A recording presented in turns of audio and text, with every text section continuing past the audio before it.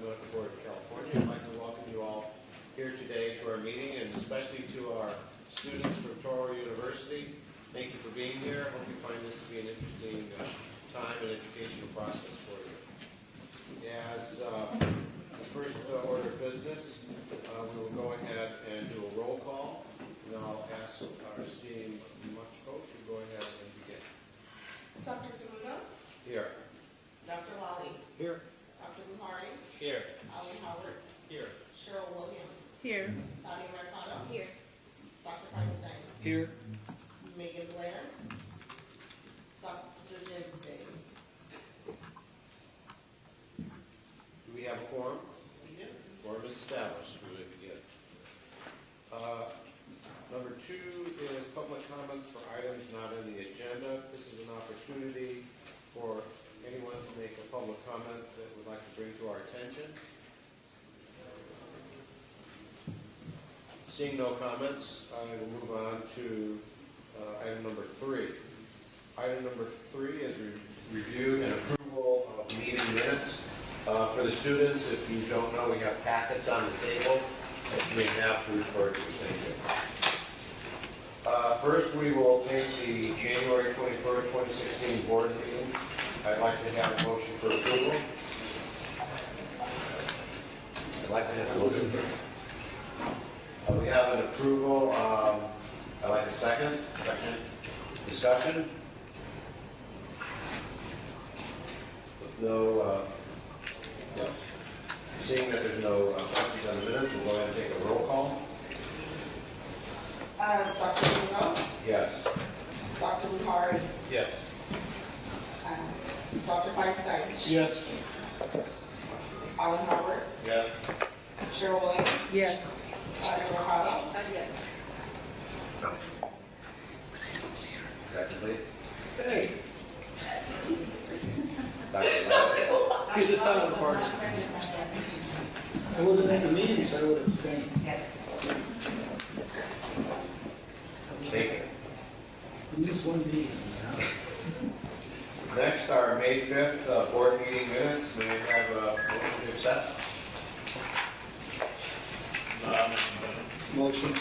Second by Lally. Roll call. Dr. Zamudo? Yes. Dr. Lally? Yes. Dr. Buhari? Yes. Alan Howard? Yes. Cheryl Williams? Yes. Dr. Feinstein? Abstain, I wasn't there.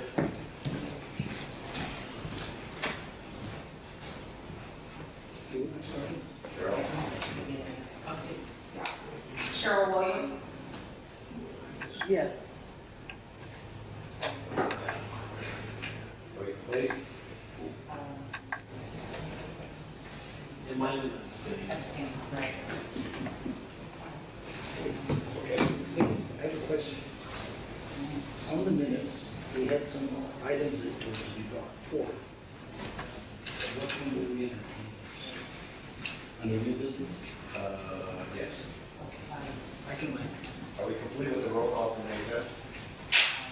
We are complete, but there was only 4 present.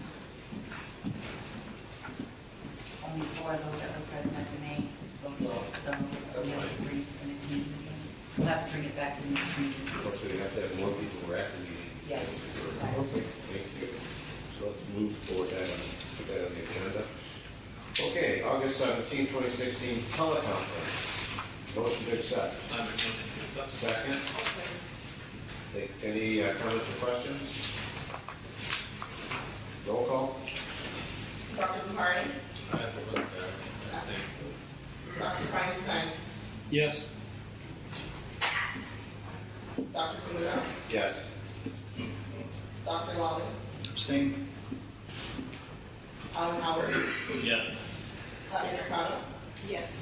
Cheryl Williams? Yes.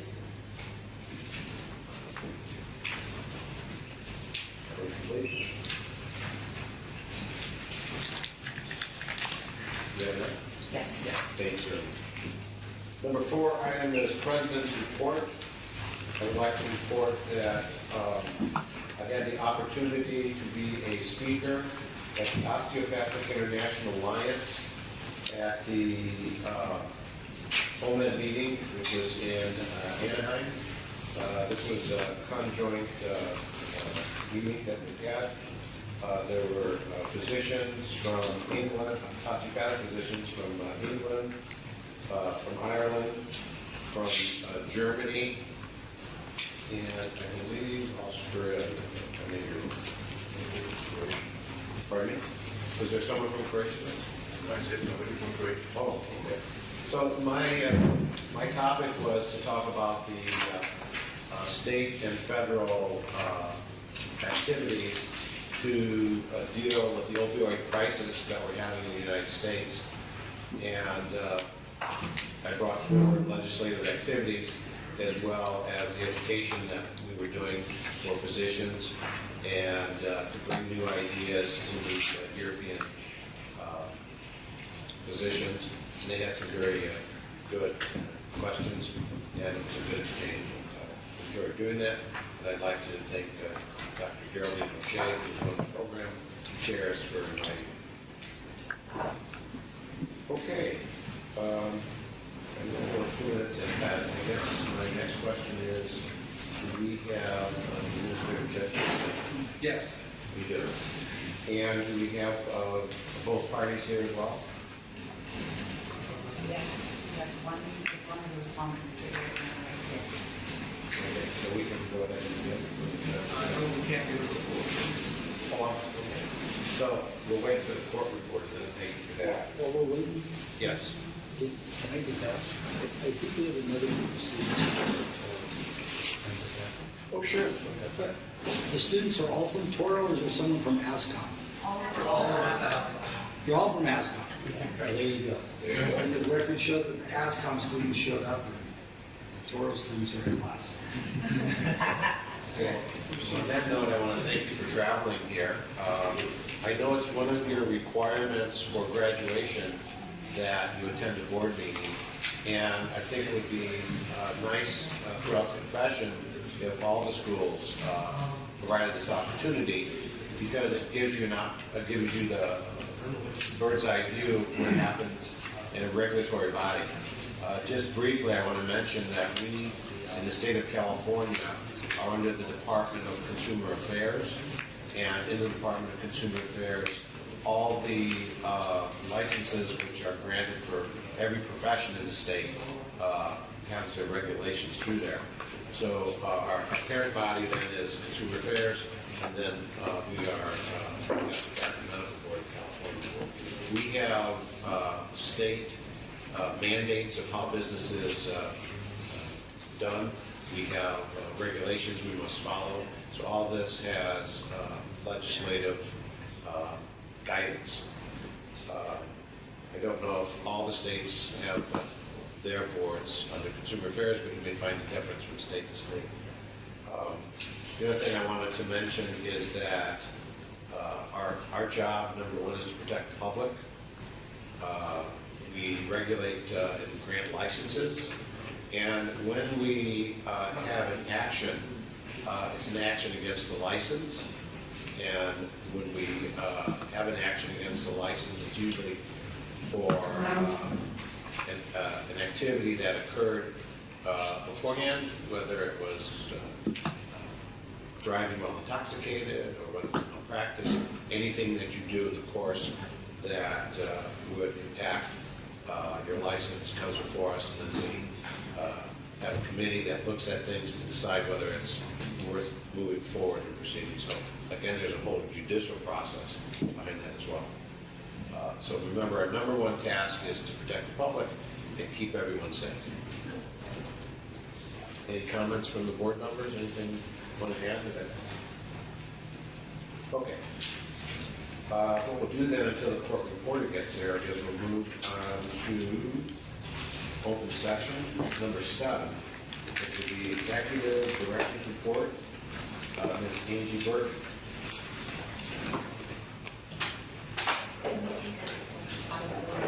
Okay.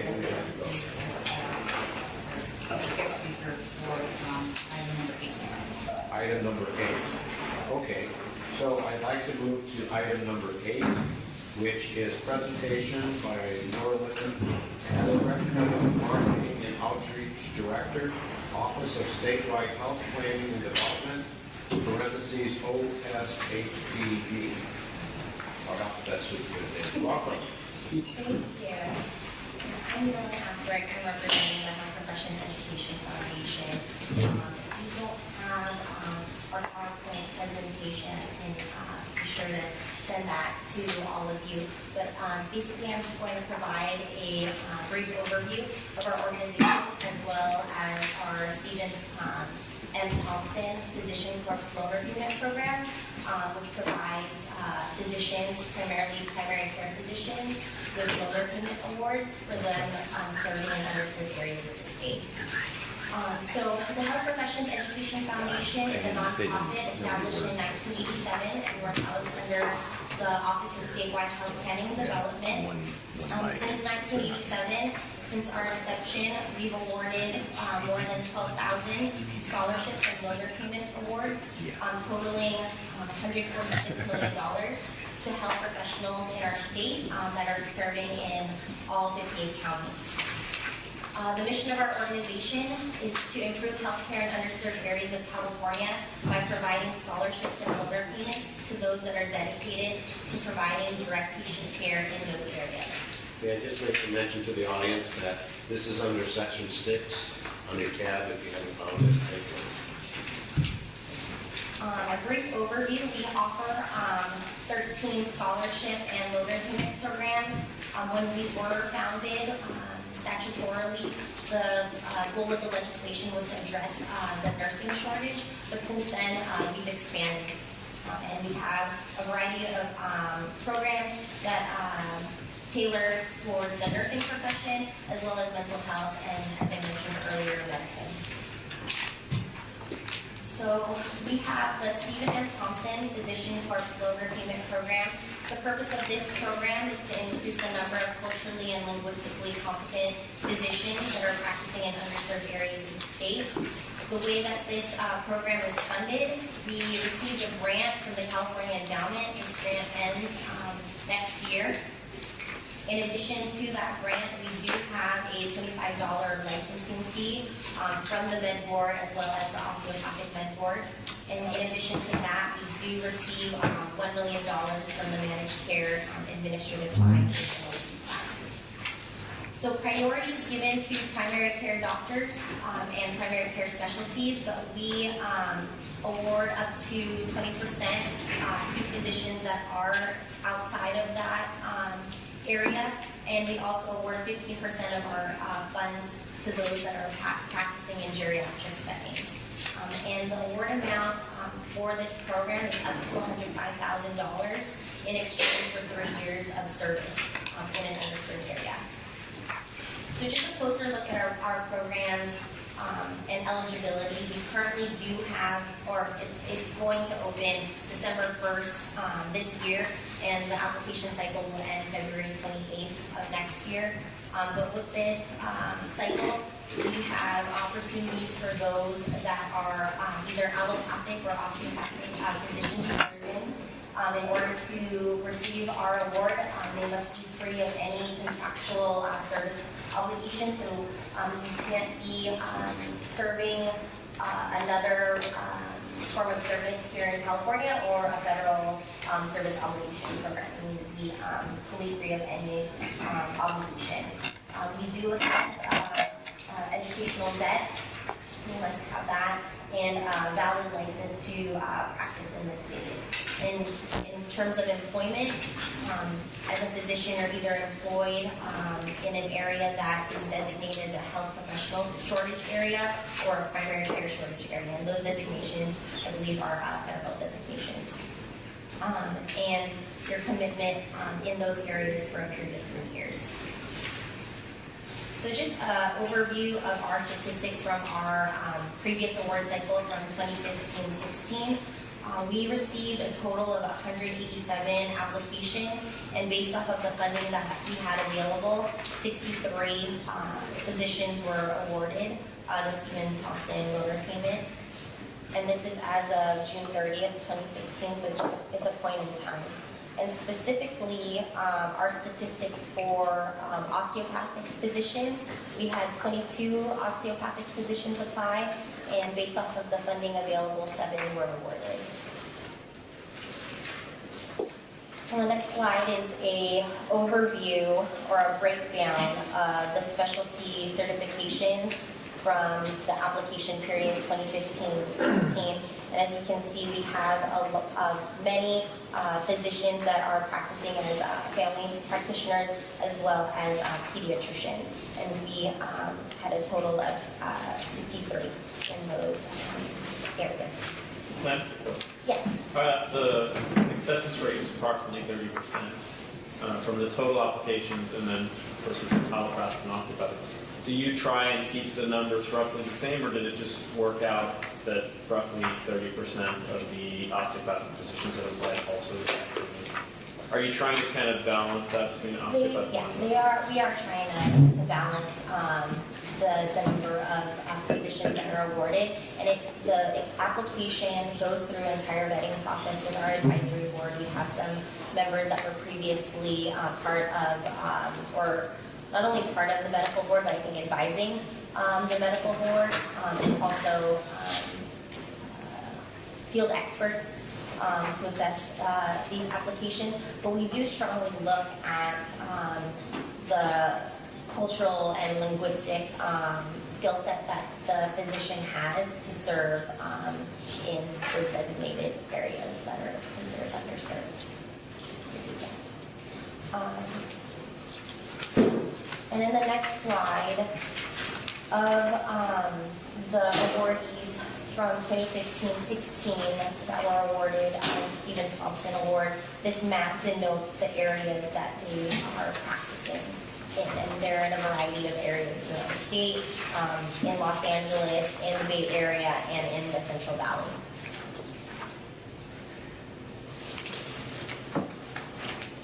You may have questions about the qualified facility. As I mentioned earlier, some of the qualified facilities are health professional shortage areas that are primary care shortage areas. We also consider a qualified facility that's designated as a medically underserved facility. And in addition to that, we look at federal qualified health centers, as well as county facilities, veterans facilities, correctional facilities, and Indian health centers. So those would be qualifying facilities. And to determine if a facility qualifies, applicants can go on our website and enter the address of their place of employment, and as long as it falls within the shaded gray area of the map, it is considered a qualified facility. And to apply for this program, applicants would go through our CalReach website, which is calreach.oshped.ca.gov. The application cycle for Stephen Thompson opens on December 1st and closes on February 28th, 2017. The period of the application period lasts between 8 to 16 weeks, depending upon each program, but that's the cycle dates that we have currently. And from that point, applications are assessed after the application deadline closes. And it's about a month or 2 months of reviewing the application. And at that point, then we notify applicants and we begin a contractual agreement if they do it to award. And for the Stephen Thompson program, physicians can apply twice and be awarded twice. And you can connect with us on our website, www.oshped.ca.gov/HPED. We also have a Facebook page, and it's newly launched. We actually were sharing it with another division in our department, but we now have our own page, so feel free to check us out on Facebook. We're at Health Professions and Foundation, and we have updates on that website. And I also brought, in addition to the PowerPoint, I brought some copies of our Stephen Thompson annual report, if that's of interest to you all, as well as our 2014-2015 annual report for all our programs. So I'll leave that behind. Yes. Can you tell us a little about Stephen Thompson, the individual? So he's actually, I don't have the entire bio on Dr. Stephen Thompson, but I know he was very active with, I believe, CMA and the Med Board. And interestingly enough, his son, Stuart Thompson, is currently working for CMA. But the naming of the program, actually, I think Dr. Stephen Thompson didn't want the program to be named after him, but I think because of the work that he was doing on a public policy level and as a physician, when he passed away, this program was named after him in his honor. I don't have an entire bio on him, but I think that at the time it was fitting and the program was named after him. Any questions from the board members? Any questions from the audience? Actually, can we have a list of the physicians and where they're practicing? Yes, I can share that with you, and would it be okay to share it with you, Angie, for the dissemination report? Yeah. Thank you. We can make that available to you. Thank you so much for coming. We appreciate it. Thank you. Super. Has our court reporter shown up yet? Yes. Oh, okay. Does the court reporter want to start setting up?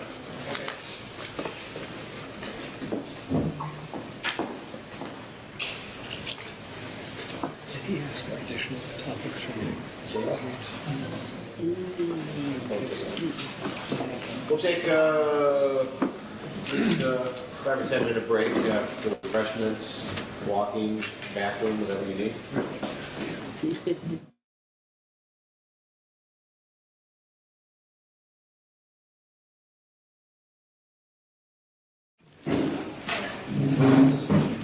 It is my privilege today to introduce our Administrative Law Judge, Michael C. Cohen, from Oakland, California. I appreciate you being here today. I'd like to turn the meeting hearing over to you at this time.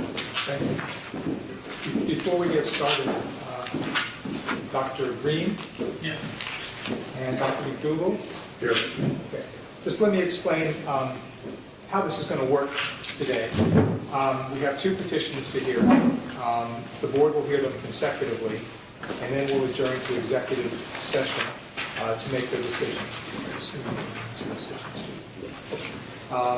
The board will not announce its decisions today. You will receive a written decision with the board's decision in the case. So after your case, if you're the first one, after your case has been heard, you're free to go.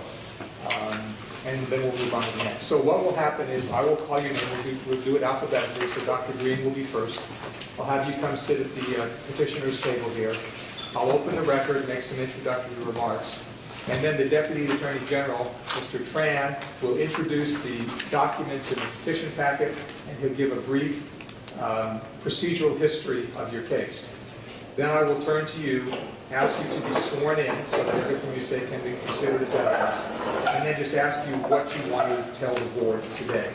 The board members have received the petition packet. They're familiar with the background of why your licenses were disciplined in the first place. They don't need you to discuss that today unless they ask you about it. What they'd like you to focus on in your presentation is what you've done since you were placed on probation to show why it would be justified to terminate your probations earlier than scheduled.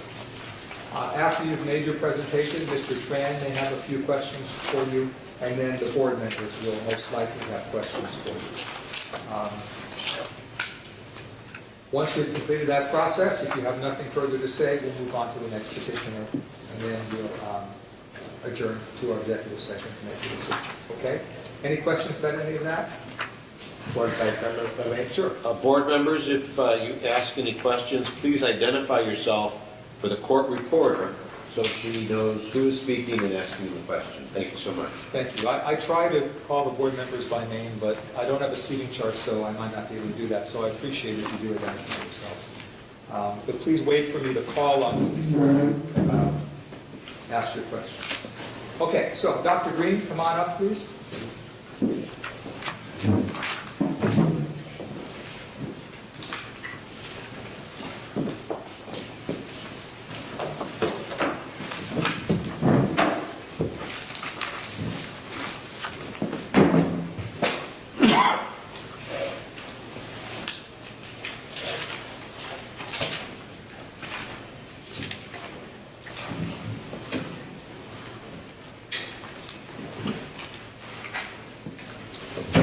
I'll open the record in the matter of the petition for termination of probation of James Douglas Green, petitioner before the Osteopathic Medical Board of the State of California.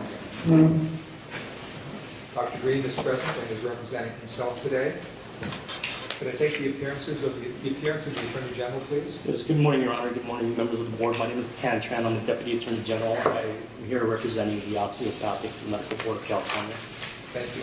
And my name is Michael Cohn. I am an administrative law judge from the Office of Administrative Hearings. This hearing is being held today before the board itself. We do have a quorum. There are 7 board members present. And as I said, I'm from the Office of Administrative Hearings, and I'll be conducting this proceeding. With that, Mr. Tran, would you like to make your initial presentation? Yes, thank you again, Your Honor. I don't have an opening statement, but if it pleases the court and members, I can summarize briefly the procedural history. The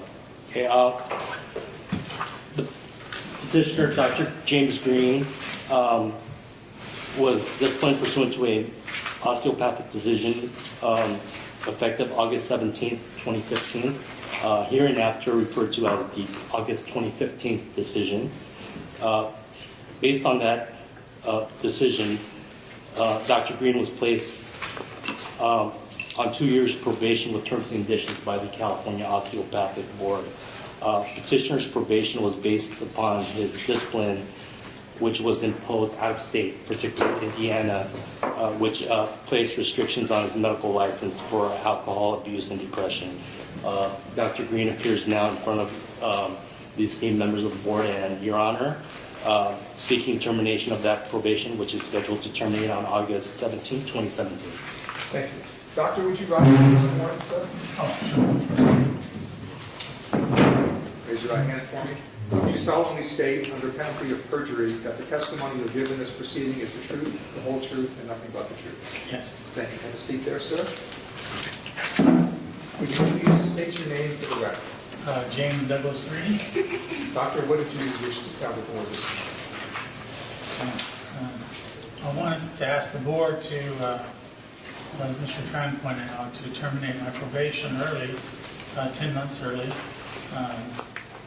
based on a couple of reasons. I understand after 1 year of a probation, it's less than 3 years, you can petition for early termination. And number 2, in my settlement agreement, page 3, paragraph 10, it states that this probation settlement agreement is based on actions occurring in Indiana and nothing that occurs in California. And in January of this year, the Indiana Licensing Medical Board had a hearing which I attended, and they unanimously voted 5-0 to terminate my probation in Indiana, that I had remedied any issues that they might have had, and they reinstated my license to active and unrestricted.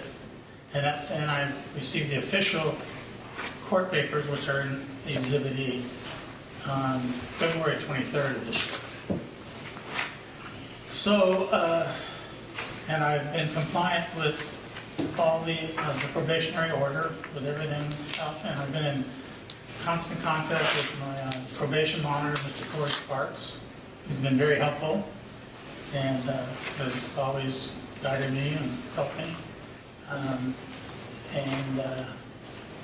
I might want to point out here, the reason I don't have an attorney today is I initially retained an attorney for the settlement and the probationary order.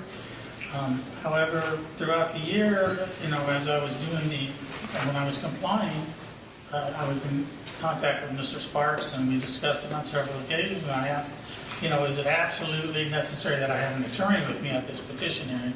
He said, well, some physicians do and some don't. So I didn't want to, change protocol. So I felt comfortable with the petition packet that he sent to me. It was a to-do list, so to speak, and I simply filled in the blanks on all the requirements of the petition. And so I felt comfortable, presenting the petition without an attorney present today. And I have been in contact with Mr. Tran by email. So a third reason that I'm asking the board to terminate my probation early is I have been in a rehab facility, well, outpatient, initially in residential, for over 5.5 years. And that's one of the reasons the Indiana board released me and renewed my license to active, unrestricted. And for me to seek gainful employment with this on me, there's no way. There's absolutely no one will touch it. What I'm doing now is I'm practicing medicine, thankfully, at a free clinic in Orange, California, and I have been since May of 2015. It's been very rewarding. It's for uninsured and the poor. 90% are Hispanic. I do speak medical Spanish, so that wasn't much of a concern. And I feel good with it, but I need to move on. I need to be able to search for a position that I can gain employment from to help my family. Of course, this is a volunteer status that I'm working at now, and I have been since last year. So by releasing me or terminating my probation, you will be allowing me to seek employment opportunities that I haven't had for years. And I feel that I've complied with everything the Indiana board wanted, and I've complied with my probationary order in California. So I just feel that I need to move on, and my wife needs to move on. My wife of 33 years. She took this pretty hard, but she stayed with me. Okay, thank you, sir. Mr. Tran, did you have any questions? Yes, first of all, I'd like to applaud your recovery efforts. I'm not here to cross-examine you. I just want the board members to hear your side of the story. So I'll ask you a few questions. Could you let the board members know what led to your discipline in Indiana? Yes. Everything was going fine until my wife wanted to move. I practiced in a rural town, 15,000 people in central Indiana for years. And my son went to Indiana University in Bloomington. My wife became very despondent, and she wanted to move close. It was a 3-hour drive from our house, so he's our only child. So she wanted to move closer to him in Bloomington, so I was an independent self-practice physician in 75 miles north of Indianapolis. So anyway, I sold out to the local hospital. I sold my practice, and I moved down to Indianapolis and acquired a position with St. Vincent Health Physician Network, and did very well. That was the start of my depression. I realized through the years that I felt guilty that I had left my patients, and that kind of wore on me a little bit, because I'm a very dedicated physician, and that wasn't too bad. I worked through it with my wife, and she was very happy because she was closer to Bloomington, Indiana. So, and then the VA, I do my medical care through the VA hospital. The VA, can I have some water, please? I'm sorry. My mouth is getting really dry.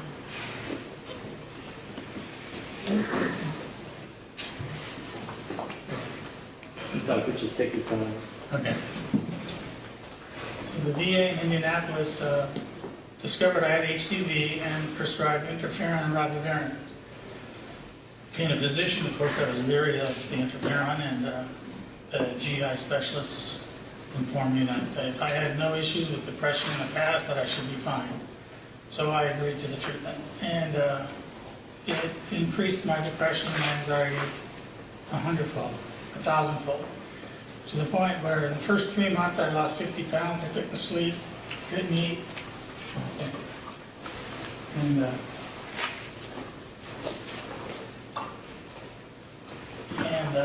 it got worse, and then it would get better with wax and wane. And I would be on intermittent disability through St. Vincent. St. Vincent was very kind and very helpful, and they worked with me as much as they could, until the point where my depression got so bad I couldn't practice anymore. I had to resign.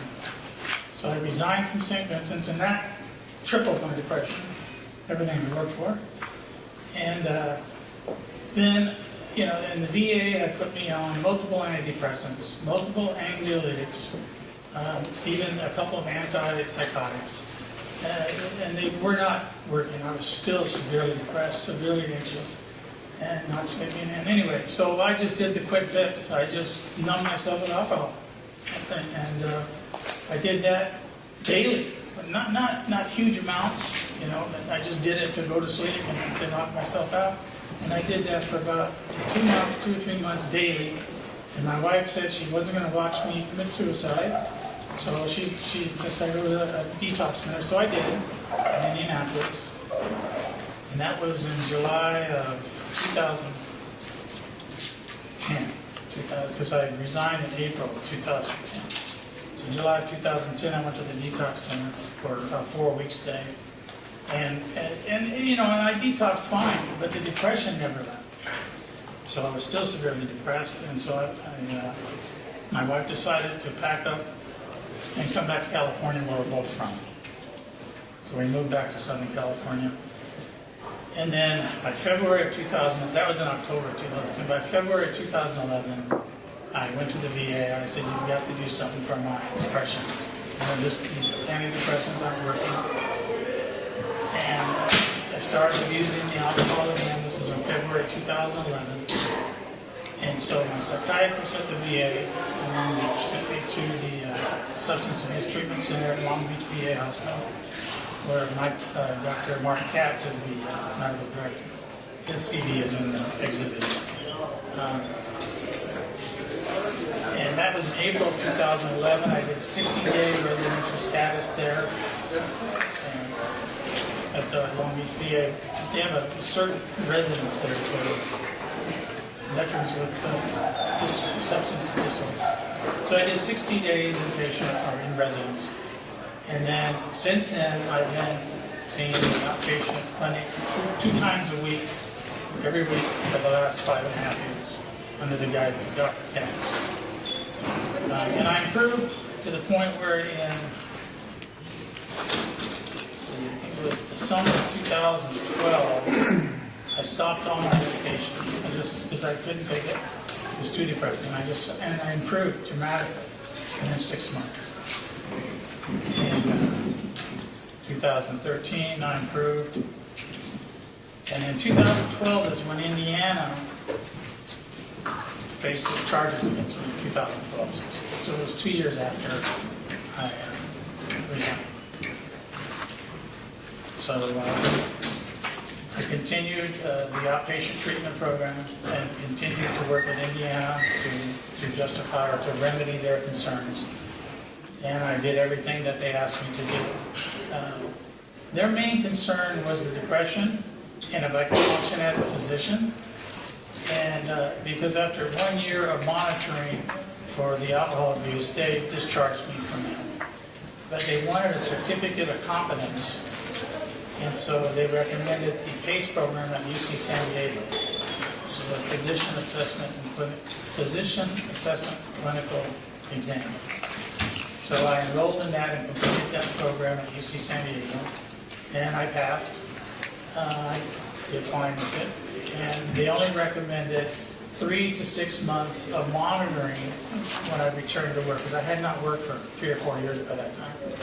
And so the PACE program recommended Dr. Green should have a monitor available to him in the event, you know, he might stumble, you know, because he hadn't been practicing for 3 or 4 years. And that was in 2014. And so I did. Indiana insisted on the 6 months because the PACE program said 3 to 6 months. So I did the 6 months, and I did that at the free clinic in Orange, the Lestonic free clinic. I don't know if you're aware or familiar with it. Right? So I did that for 6 months, and then of course it took me 7 months to get the hearing. And when I did get the hearing in Indiana, that's when they released my probation and renewed my license and kept me on active status. And I do point out, I also like to point out, I do have 2 possibilities for employment, actually in the rural town where I practiced. And when I went back there for my hearing, a lot of my old patients were, you know, wishing I'd come back. And the two opportunities, one is with Indiana University, where they have a reach out program for rural clinics, and one is through the Memorial Hospital in the town that I have in practice, a small rural town.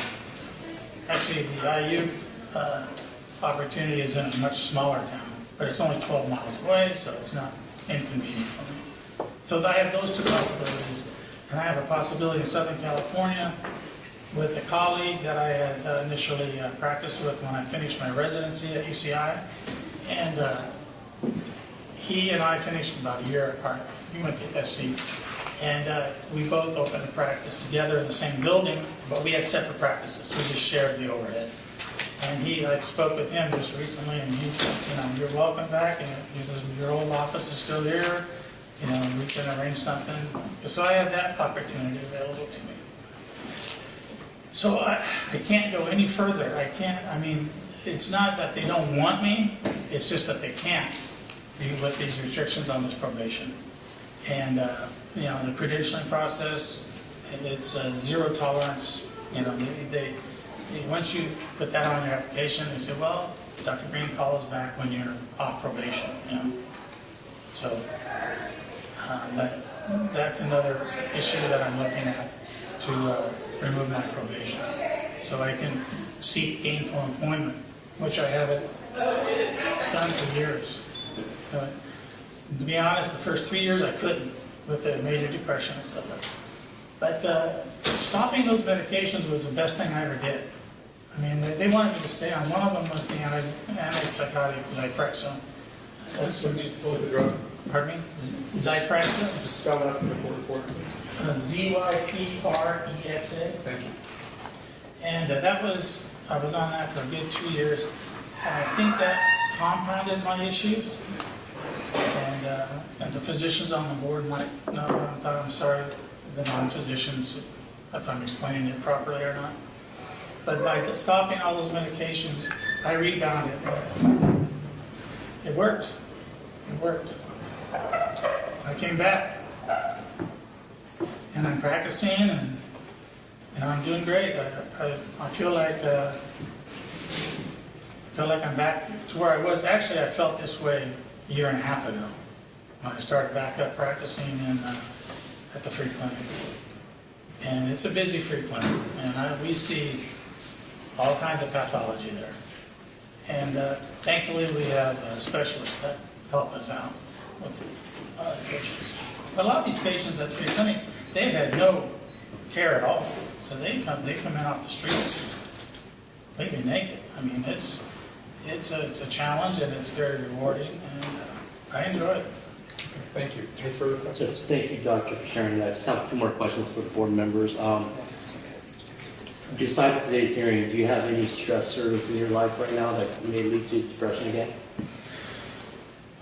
That's a catch-22, Mr. Tran. Yes, getting through this probation, getting back to my life, that's a stressor. However, during this treatment program I've been through at the Long Beach VA, we've learned to deal with stress. We've learned how to deal with adversities in our life. The anxiety, the depression, the sleeplessness, the anorexia. We've learned to deal. And I must tell you, I feel very comfortable, to answer your question, confronting these adversities in life. I used to not feel comfortable with it, but through this treatment program at the VA, it's very, very comfortable. You take one day at a time, and you deal with what you have, and you move on. And you enjoy life and take life for what it's worth. So, no, I don't foresee anything like that. And I apologize for interrupting the board members. I may have more questions, but I'd like the board members if they would like to ask any questions. Thank you. Before we get to that, I neglected to indicate that before the hearing started, Mr. Tran provided me with the originals of the petition packet, which I'm going to mark and receive as Exhibit 1 in this matter. Yes. Would you like me to formally introduce it into evidence, or would that If you'd like to, sure. Okay. Yeah, we'd like to introduce the number 1, the petition for jurisdictional purposes. I also have I was just handed Dr. Green's certificate of licensure, and I'd like to also submit that into evidence, Your Honor. And I'd like to introduce exhibit number 2, which is the August 2015 decision for all purposes. and also number 3, which is Dr. Green's probation file for all purposes. Okay, I'll mark those respectively as exhibits 1, 2, and 3, receiving the evidence and the Yes. the license certification. I'm just going to include in exhibit number 1. Thank you. May I approach him?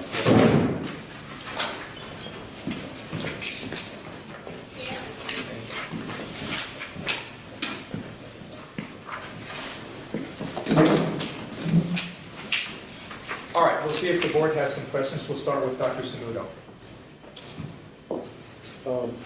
In looking at the opportunities for you, since in Indiana you have a pre-unrestricted license, I don't see that there being any impediment to you going to Indiana and practicing. And you did state that your spouse was interested in as well to move to Indiana. Yes. Are there any things that would prevent you from going back to Indiana? Yes, the probation in California. That would pretty much put on hold the credentialing process in Indiana for the hospitals there. An out-of-state probation. So even though you have unrestricted licensure in Indiana, you need to have unrestricted licensure in any other state that you practice? Yes, that's correct. Thank you. Dr. Buhari? Now, one question. I'm sorry, Dr. Cyrus Buhari, board member. One of the stipulations from the Indiana Medical Board was that you participated in an intensive outpatient program, but you did not. You chose to not do that particular program? No, what that was, I'm sorry, that held up my probation proceedings. That was a mix-up with the litigation specialist of the board, Lady Donna Moran. She had emailed me right after the hearing, excuse me. In June of 2012 was the hearing, and my first report was due 3 months later, so in September.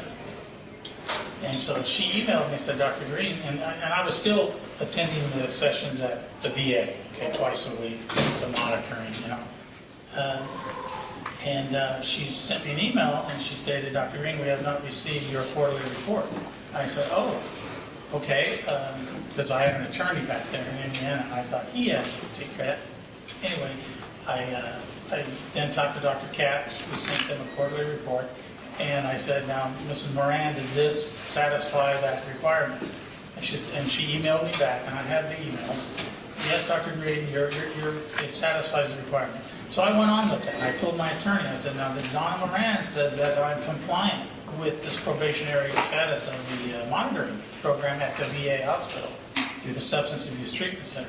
And my attorney and by the way, I was the first physician my attorney represented at the medical board in Indiana. He was also a personal friend and a patient, and I took care of his parents as well in that small town.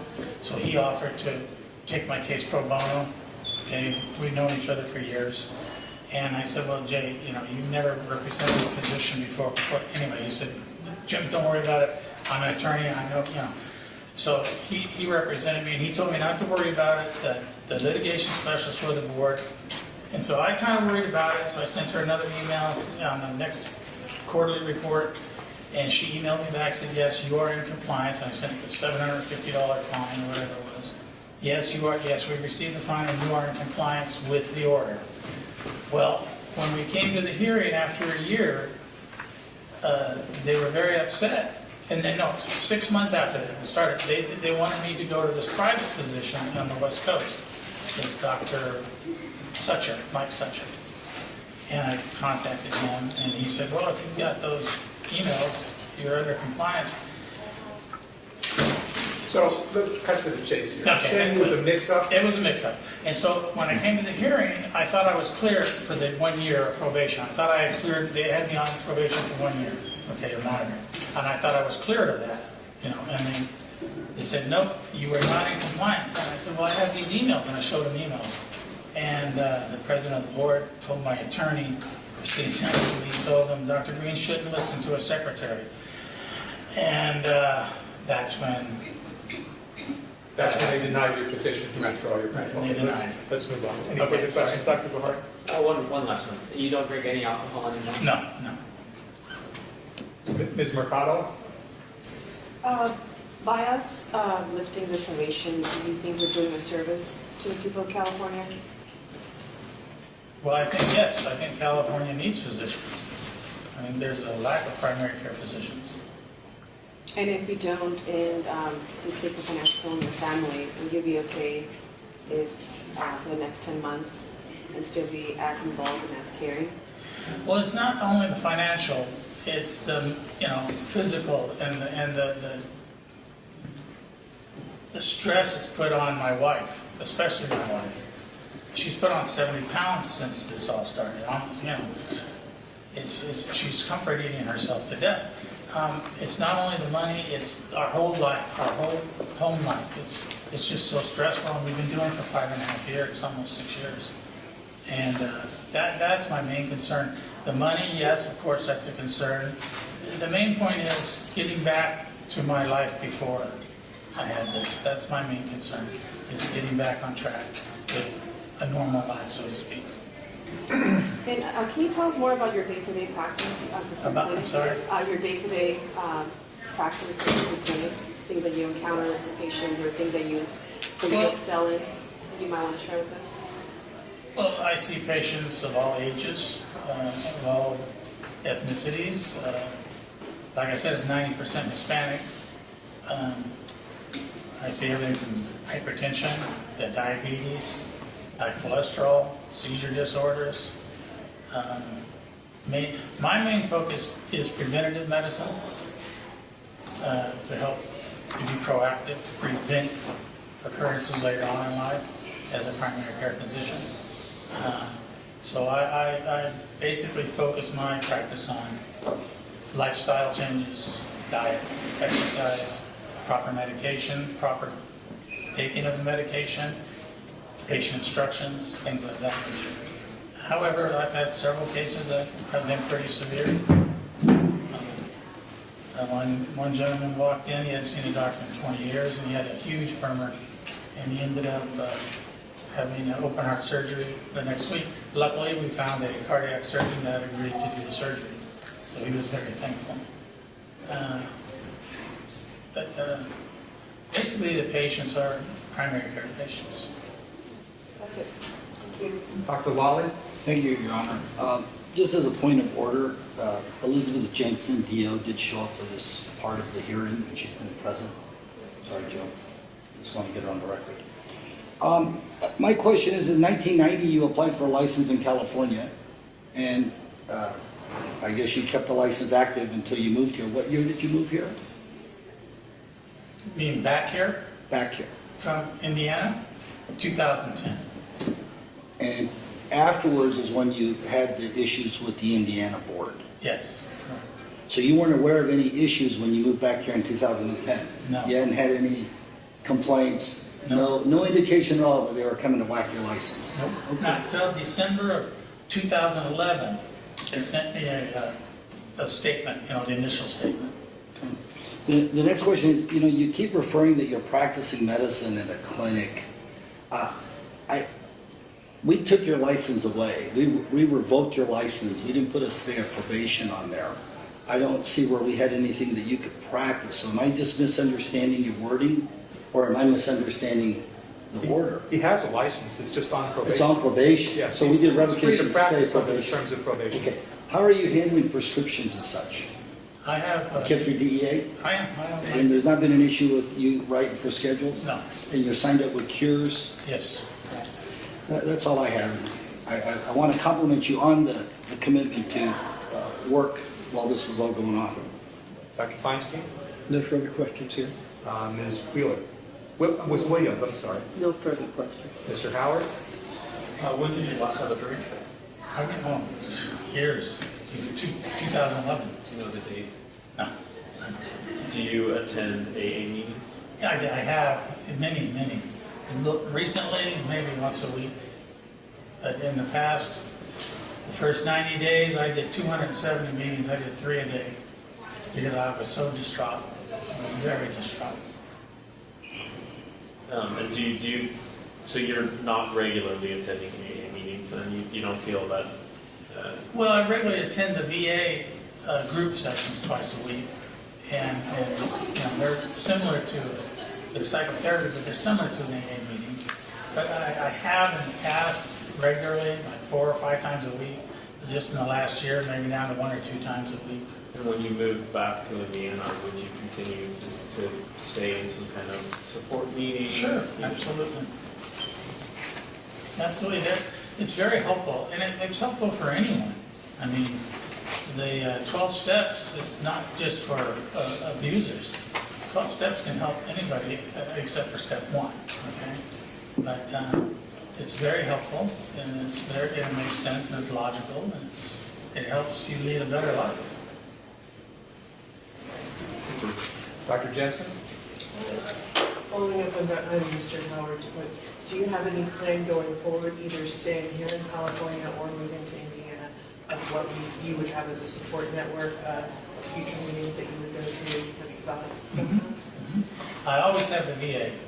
The VA will always have support groups for me. And in a rural town in Indiana, they just built the VA clinic there.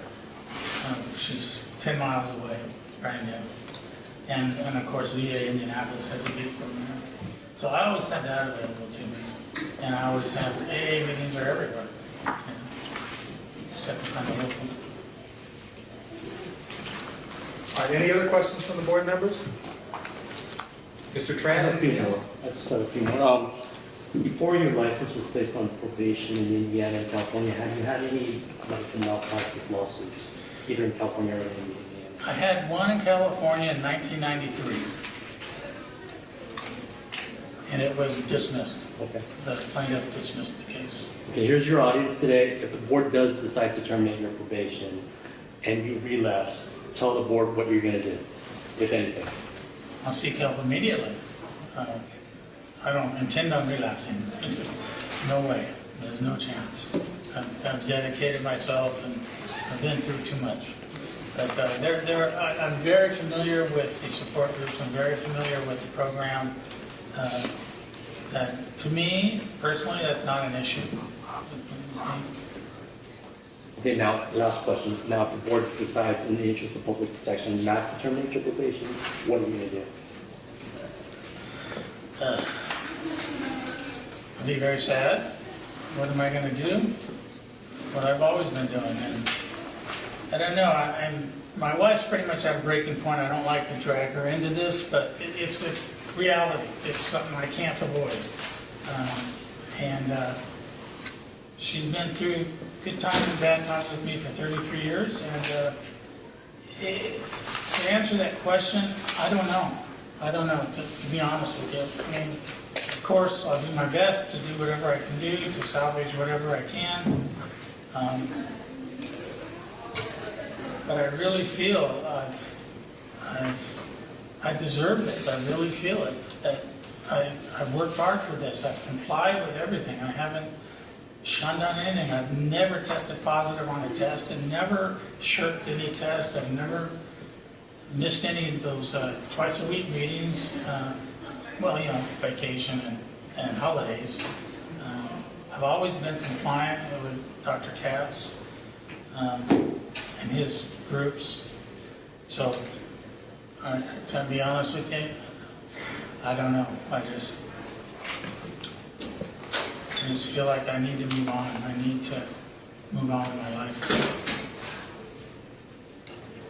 All right.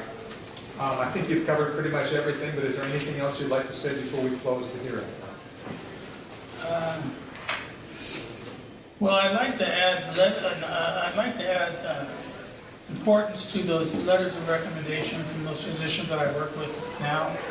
Is the board aware? I'm sure. Yes, the board has all those letters. Oh, okay. I didn't know. Indicating my current practice. Yes, there's a number of letters from the free clinic. Okay. They have it.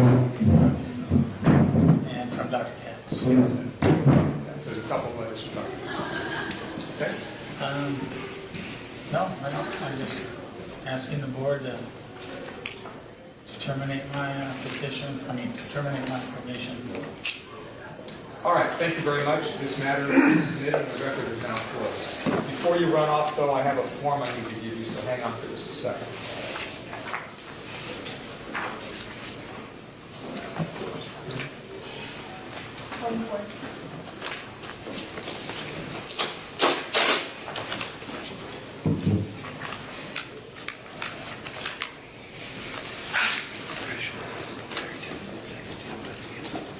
This is just in case you ever need to request a written transcription of this hearing.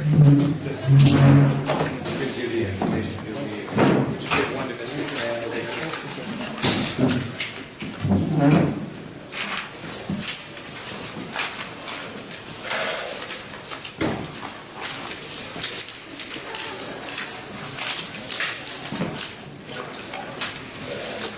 Thank you, Dr. Good luck. You're free to go, sir. Thank you. Thank you.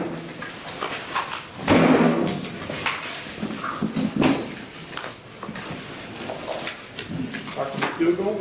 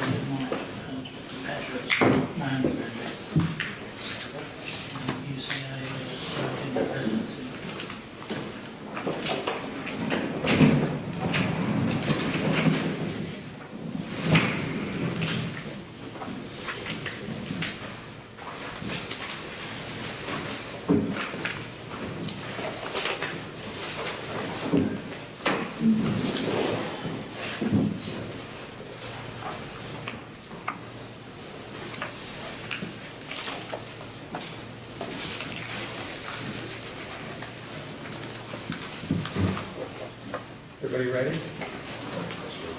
All right, I will open the record in the matter of the petition to terminate probation of William McDougall. This matter is being heard before a form of the Osteopathic Medical Board of California. The petitioner is present, representing himself. Deputy Attorney General Tan Tran is present on behalf of the board. My name is Michael Cohn.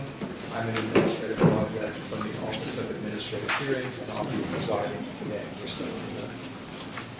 Mr. Tran, would you like to proceed?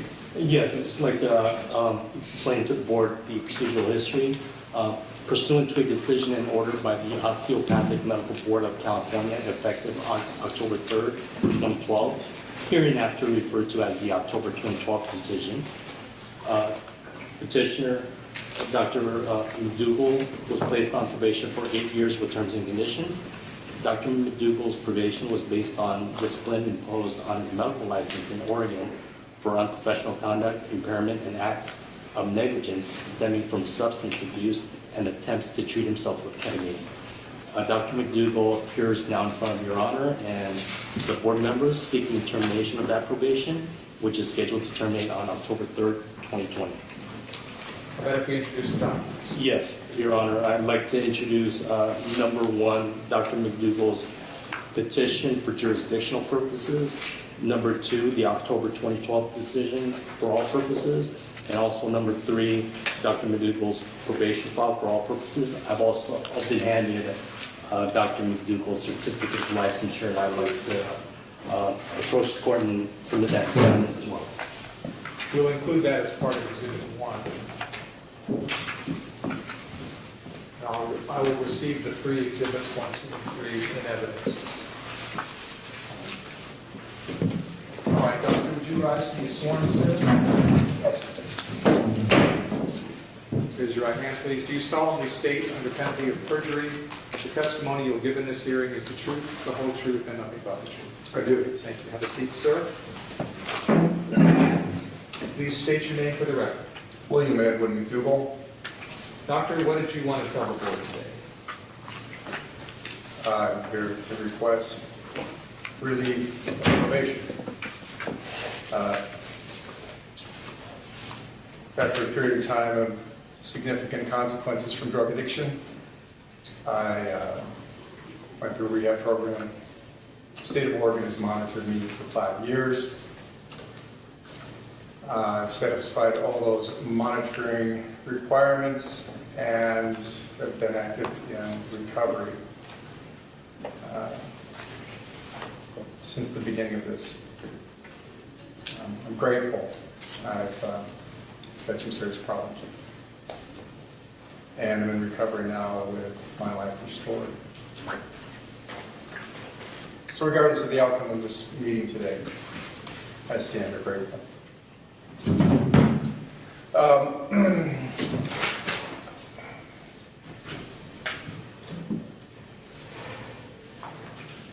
My children are in Crescent City. I am in Brookings, which is not a league of distance away. We work very hard at our practice, and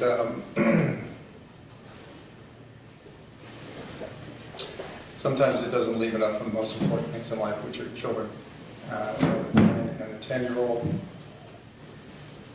and they are with their mother in Crescent City. So working the intensive number of hours that I do, my desire is to spend more time with them. I petitioned the state of California and Department of Corrections for a job position in Crescent City at Pelican Bay State Prison, and they have declined because of my probationary status.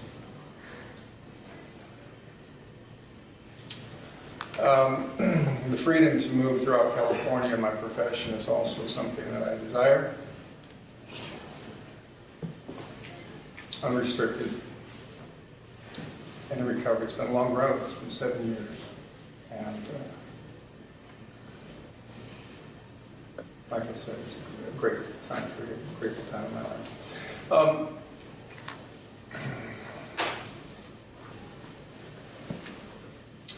Yeah, when I look back at the period before, I had to face the consequences of my actions. It was a desperate time in my life, so desperate that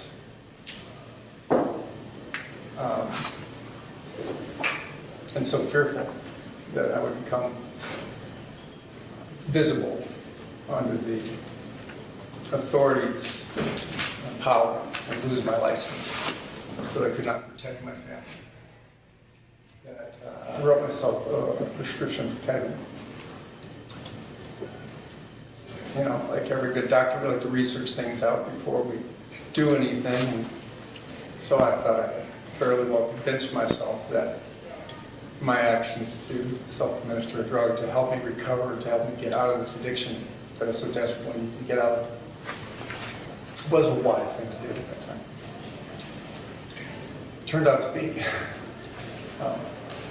not the way I had planned it, but the path ultimately turned out to be one filled with grace. So,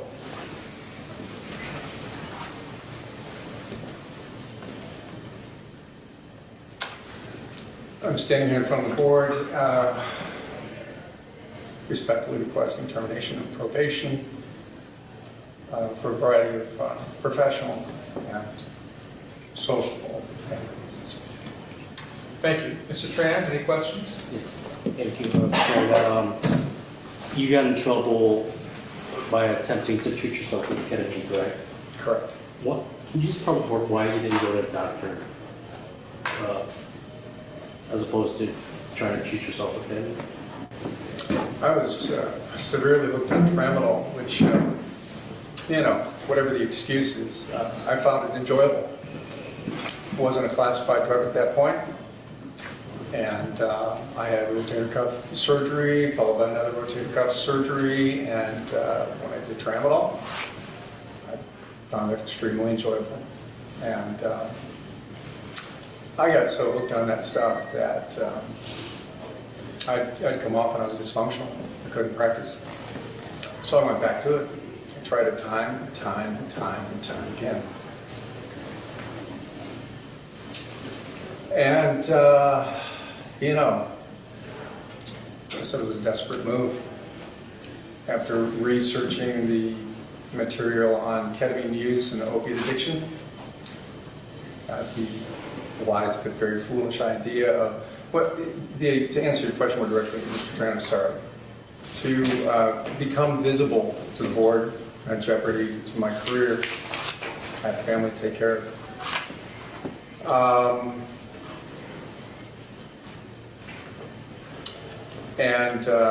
You know, to go to a methadone clinic or a Suboxone treatment center was just to switch opiates. I wanted off the stuff. My responsibilities were increasing, the chaos in my family was increasing. My then wife and I were not a healthy relationship. The stress on the kids was mounting. And I eventually had to leave that relationship concomitant with the whole separation of everything that I knew in my life. And my first steps of recovery. I lost everything.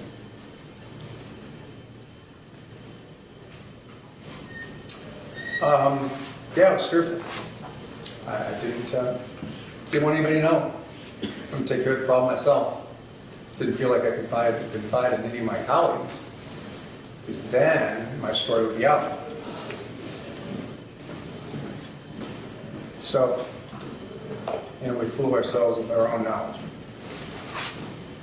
And ketamine, if I did some research on ketamine, ketamine is like LSD, it's also known as the hate rape drug. It's also very popular on the party scene. Did that come into play when you were researching ketamine? No. I mean, I knew about that stuff. But there's some research that was done in Russia, and there's a gentleman operating out of Florida that uses ketamine detox therapy and psychotherapy. Ketamine is a dissociative anesthetic. It's used with children for setting fractures. It's used for rapid onset analgesia, anesthesia.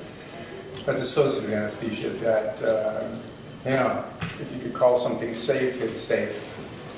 If you're unconscious, it's safe. So anyway, the whole ploy in ketamine detoxification is to engage with psychotherapy at the same time. And it is a hallucinogenic experience. Never knew about it in the sense of a date rape drug or a party. I mean, I knew about the party scene thing, but that was not my intention or association whatsoever. I wanted off opiates, and I knew ketamine, based on what I'd read, had potential for helping people detox from opiates.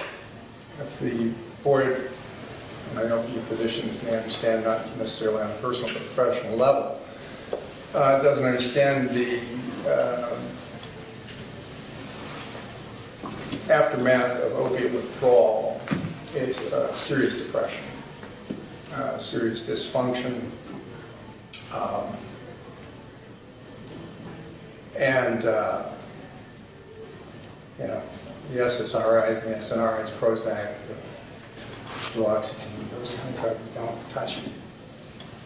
It's hell. And so, you know, I thought, well, if this is my chance to get out of this well, I got to do something. And it was my chance. It just didn't happen the way I expected it to. Thank God. Doctor, what got you hooked on tramadol in the first place? I had, in 2002, I had a snowboard injury. I ripped 3 of the 4 tendons on my right rotator cuff. I had a surgery and a re-tear, which didn't go repaired. I mean, it was a small re-tear, chronic pain. And I, you know, the tramadol worked for pain, but then I also found it worked for a lot of other pains too. Marrow pain, stress pain, you know. I applied it for all reasons, and just physical pain. So, I'm grateful to see the drug under control now. It's now scheduled drug.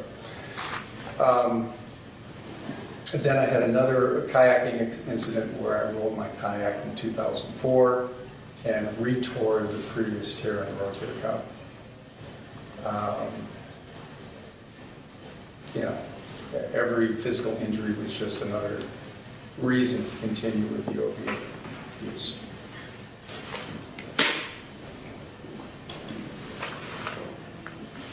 Doctor, one of the things the board is looking for is honesty, contrition when they're determining these things.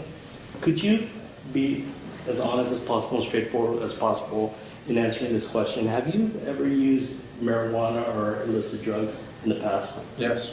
Okay, how many times? Couldn't tell you, through college and medical school, there was parties and we went to, it was used, so it wasn't a daily thing, but it happened. And once again, they're looking for honesty and contrition. I know you said you found out about marijuana through parties and whatnot. Did you also find out about ketamine? No. Through parties? No, sir.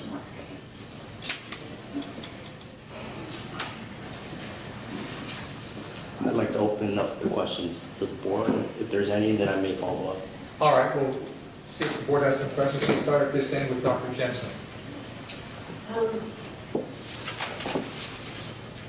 So what has changed that would make you seek out help now if you were to have a recurrence? What would be your plan for seeking treatment now? We have a very active, intimate recovery community around us. Most of our friends and know the whole, it's a small community, we know the whole recovery community. So we're close and confiding in one another is what it's all about. So we got people not only that are aware of what drug addiction looks like, what relapse looks like, always circling us. But I think the honesty of the community would just be one of those things where it would not only be recognized but easily forfeited if something like that would happen. Or our patients.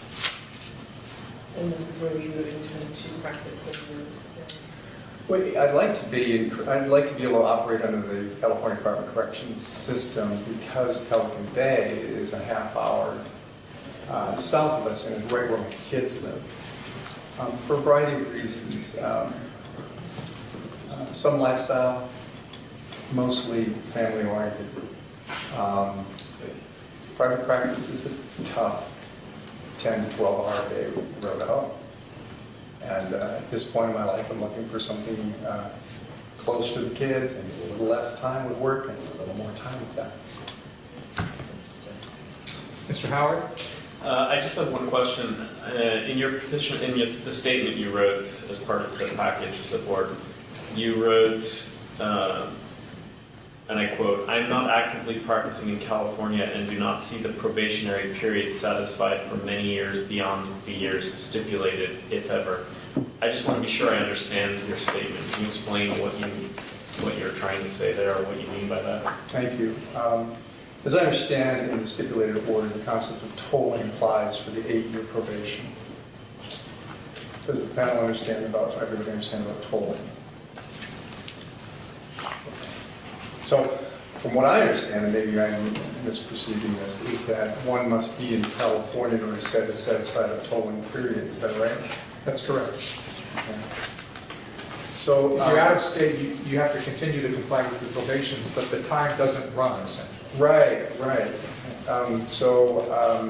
To practice in California, I mean, if I can only practice in Oregon, then I have no way of ever satisfying that tolling period anyway.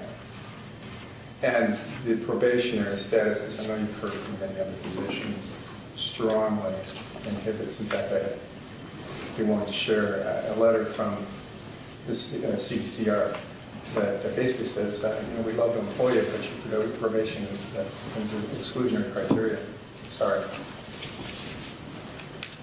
So probation just does that. I know you're all aware of that. So getting a job in California is an unlikely thing to satisfy the tolling period. And that's what I meant by indefinite unsatisfaction of that. Dr. Zamuda? Where is your practice in Oregon? Brookings. Brookings. And what type of practice is it? It's general internal medicine. Do you do any hospital work? I do not. And what do you do with your chronic pain patients? I am a board certified med function. And he's on physical therapy. I avoid narcotics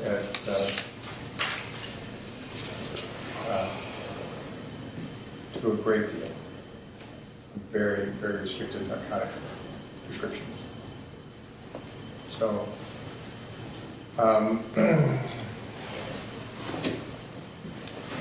pain specialists, we have a couple in the area.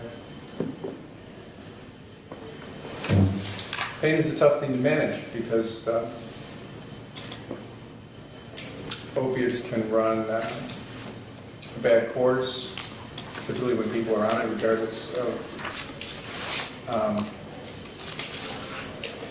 their intention. Some level of physiological dependence is encountered. And then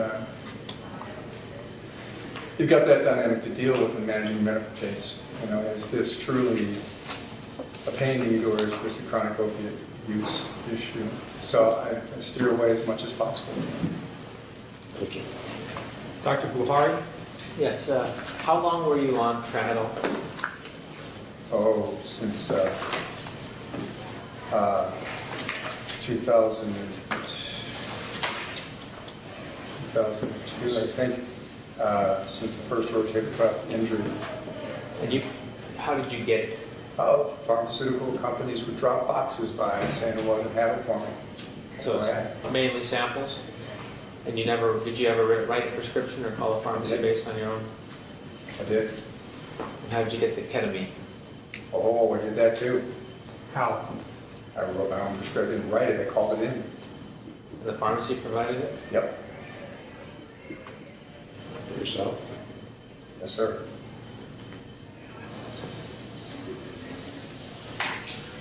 Did you ever practice in close proximity of time to utilization of ketamine?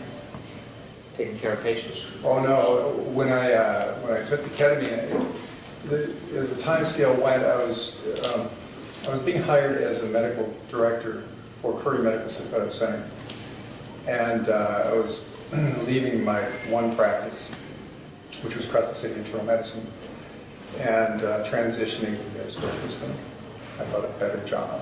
And so I took a month off. I said, okay, this month is it. I'm going to shake this monkey. And no matter what it takes, I'm getting this off my back. And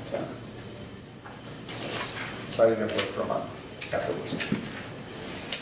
But the prescription you wrote was to yourself, not to your practice. And honestly, I don't recall. I just called it in. I said to the pharmacist, I need this. Can you get it for me? He said, sure. I don't know. I honestly can't answer that question, honestly, with certainty. Okay. Ms. Mercado? Yes, thank you.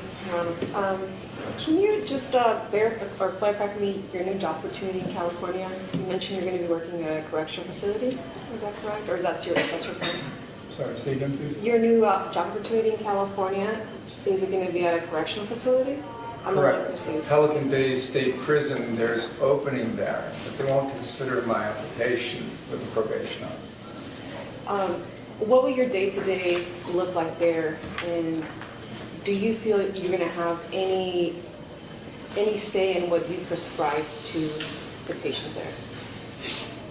I'm certain there's some level of autonomy based on professional content or abilities of the physician, but they have a formulary. And it's probably a restricted formulary. So I would imagine things are much tighter there. I've never worked in the prison system before, but I have colleagues and people that I know that have. And That's prison. Do you know the number of opiates that are prescribed to inmates there, or in terms of the things that are done there? Because I'm wondering how you're going to feel, or what value you're adding to the system based on your experience, given that the system has no leeway for you to say or do anything in terms of, I'm assuming, medications.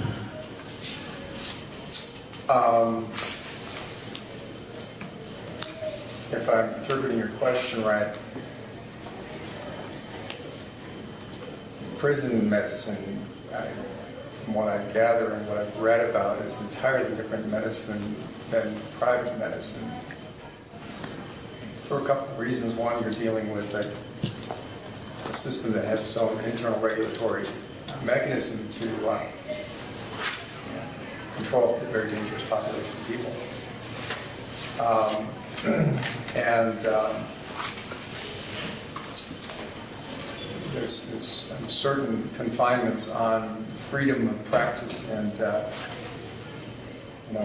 what a doctor might do out in private practice.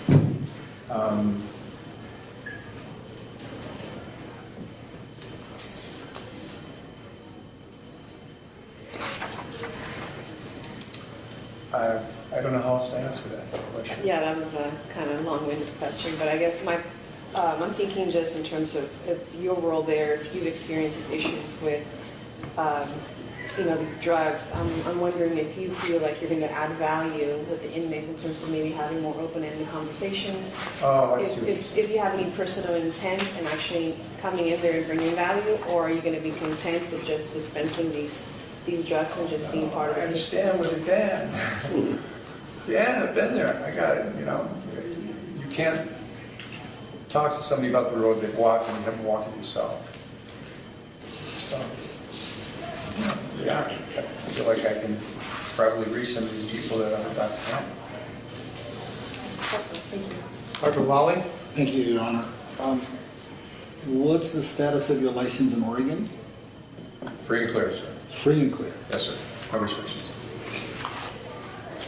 And in 2012, California revoked the 8-year probation. Yes, sir. And you were practicing in California at the time? No, sir. What would have caused us to take an action against you if you weren't practicing here? Just because your license was active? Because my license wasn't. When one state calls stipulation, all states would buy. You're correct. So they were reported to anywhere else you were licensed. So you already had a license here? Yes, sir. Okay. Thank you. That's all, Your Honor. Thanks. Dr. Feinstein? Dr. Lally asked my questions. I have nothing else to add. Ms. Williams? Yes. Do you have any pending lawsuits? No, ma'am. None. Huh? Okay. And have you ever practiced under the influence? I think that was asked in a different way, but. I would say I have.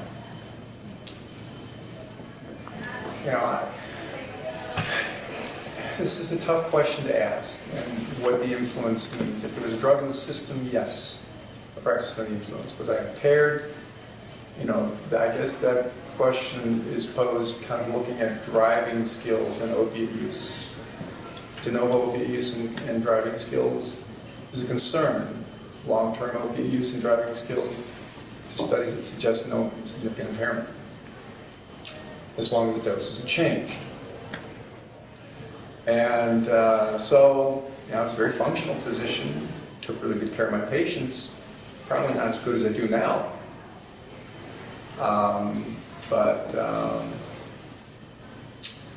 Let me put it this way, I titrated my day very carefully. So it makes it, I wasn't impaired in the sense of high, I was just functional. That was my intention. To keep the ball rolling, to keep my job going, to keep my function up, and for those who don't understand opiate addiction, the withdrawal of the drug is to suck the essence of your life away. You cannot. Chinese call it qi. The qi is depleted without the drug. It's an artificial qi. Without your energy, without your life force, you can't do anything.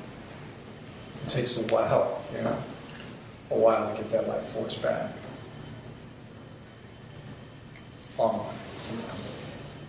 Anyway. Any further questions from the board members? For Mr. Tran? I just want, Doctor, before your license was placed on probation in Oregon or in California, had you had any malpractice lawsuits? No, sir. Anything you'd like to say before we close, Doctor? No, sir. I did go to the trouble of creating 10 individual folders with requests, and I do have some added documents, letters of recommendation, which you said you already have, and from the other gentleman that was here, Dr. Green. We have the documents that you submitted with your petition itself. Do you have new documents that you've obtained since I then? do have a letter from the CDC. Sure. And I have a letter from Jackie Amato, who's my treating psychiatrist, that I kind of revisited a couple months ago just to check in and say, hey, Jackie, I'm doing good. What do you think? Can you generate me a letter for the board? Okay, why don't you pass those out? Okay, one board member, one to me, one to me.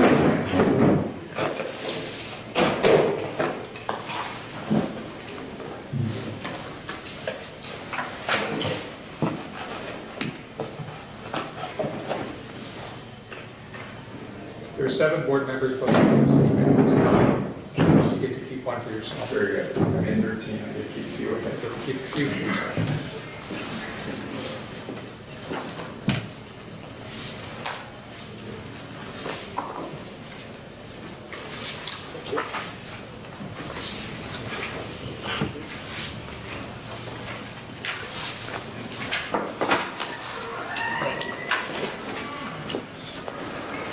Yes? Okay. Well, this looks like the petition packet that the board already has. We have this. You have something else? Yeah. The CDC letter? The very back page. Yeah. That's section B.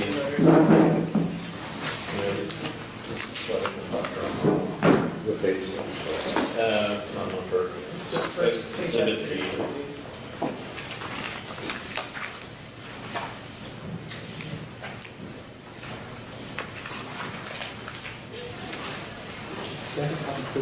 Oh, I'm sorry.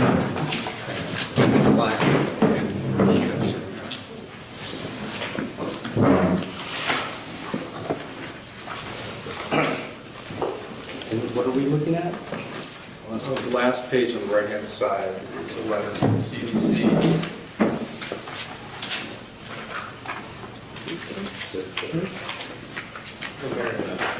You're talking about the letter from Mr. Richardson? That's correct. Behind Exhibit D, there's a letter from Dr. Amato. That's the only one that's there. That's me. The very last page on the right-hand side is the letter from the CDC. Not in Nothing there? Oh, yes, it is. I'm sorry, from Mr. Richardson. Yes, sir. So those 2 documents are the new ones. I believe that's, yeah, and then there was one more, you've got all the compliance, there's quarterly, plus got all that. That would be it then. So it's just those 2 documents. Correct. But I'm going to give you the rest of it back. Okay. Whether the other board members, whether the board members choose to do that or not, I don't know. But for the purposes of this record, I'm not going to keep these. I'm just going to keep the 2 new letters. One other thing that, Just one second. yep, sorry.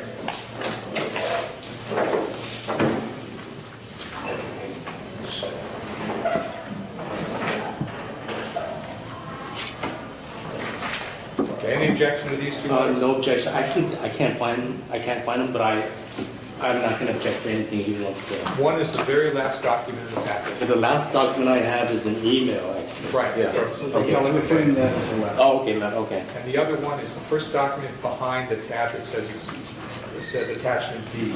Okay. That's the letter from Dr. Amato, dated August 26, 2016. Okay, no objections. I'm going to receive these 2 collectively as Petitioner's Exhibit A. Okay, anything else you wanted to say, sir? Yes, I just, again, I don't think this is new news to the board. With regard to insurances, we find it in our own practice. Of course, this would become a moot point working for the CCI. But in our own practice, we find that probationary status is very limiting and have been declined by many insurance companies. So I understand the board realizes the ramifications and the ardor and burden that probation places on the practicing physicians and their financial and patient relations. All right, thank you, sir. All right, this matter is submitted and the record is closed. As I said, I need to give you this form and you'll be able to go, and then after that, the board will adjourn into executive session to decide these cases.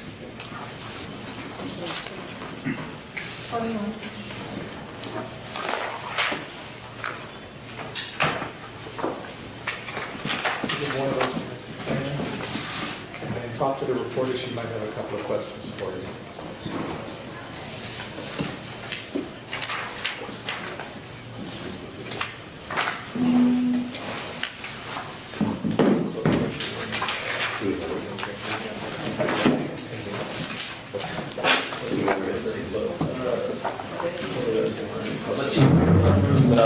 You're welcome to stay here. The board is recessed to a different room.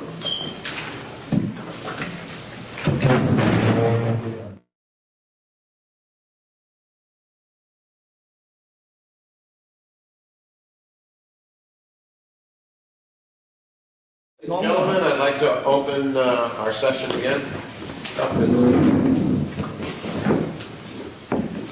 So we're back on the record now, and I'd like to see if our Executive Director, Angie Burton, is ready to present.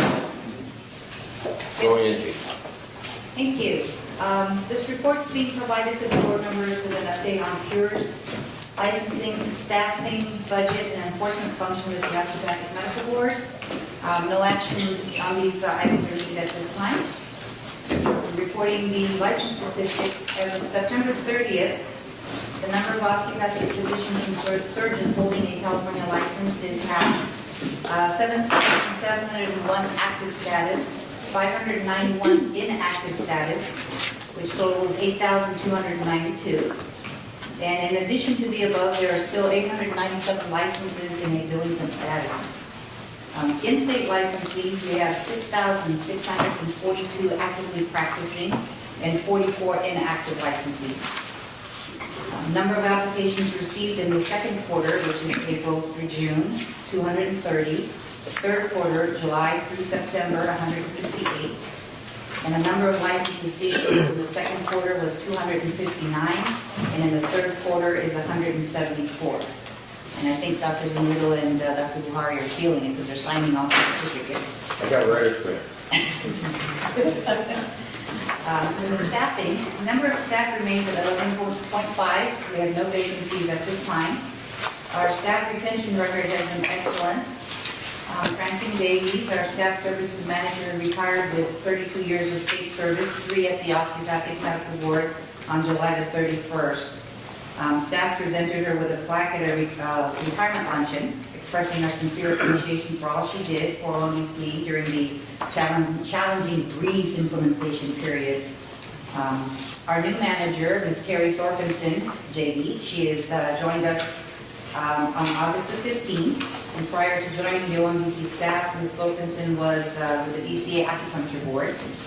She brings expertise in licensing and enforcement and administrative functions and is a great asset to the Osteopathic Medical Board. That's welcome. So far, Terry has met with each staff individually, and she'll be working with them one-on-one to assess their needs in reaching our performance goals in both the licensing and enforcement units. DCA Audit Unit has been conducting audits for various boards, bureaus, and committees. This year, it is the OMBC's turn. They started the audit. OMBC management staff has met with the supervising auditor and the auditor assigned to conduct our audit. Audit begun as he started visiting our office and thus far met with a couple of our licensing staff. He will be meeting with staff from all units, reviewing procedures, policies, the filing system, and other functions as the audit progresses. The audit is in its early stages, and it's anticipated the process will take several months, with a report being provided to the board sometime in spring of 2017.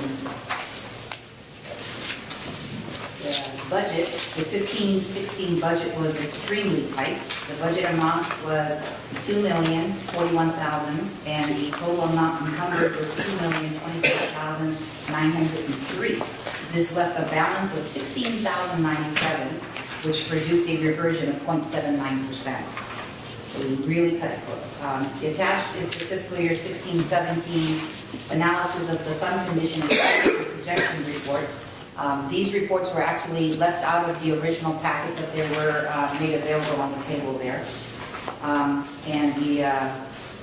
As it's very early in the fiscal year, the expenditure projection is strictly an estimate at this time.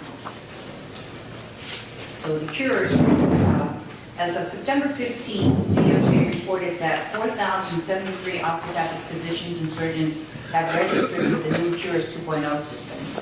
And this is a typo, it should be August of 2016 and September 15th of 2016.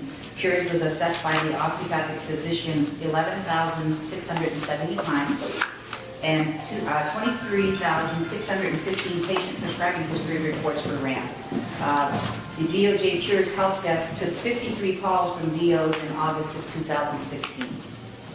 So that tells me that the DOs weren't really having too many problems getting on, which is good. The SB 482 was approved by the governor on September the 27th of this year. This bill will require all practitioners authorized to prescribe, administer, or furnish controlled substance to consult the Cures database to review a patient's prescribing history no earlier than 24 hours or the previous day before prescribing Schedule 2, 3, or 4 drugs to a patient for the first time, and at least every 4 months thereafter, if the controlled substance remains a part of the patient's treatment plan. This will not apply to patients in the hospice care, patients in specified facility while on facility premises, or the patient is, or if the patient as a part of the surgical procedure and the prescription does not exceed a non-refillable 5-day supply. The University of California, Davis, in partnership with the California Department of Health Services with our assistance, is conducting a survey regarding the cures and controlled substance prescribing in California. We chose the osteopathic physicians and surgeons licenses expiring in December 31st to participate in this survey. This was done as the December license renewals were the next set of renewal notices to be sent out, and this gave us the best opportunity to reach out a percentage of our licensees without additional cost to the board. A flyer explaining the survey containing a link to the survey was included in each of the December license renewal notices, and a link to the survey is also found on our website. That is it. If anybody has any questions? If no questions, then we can have Mr. Sparks give us our enforcement report. Thank you, Angie, for that. Very good.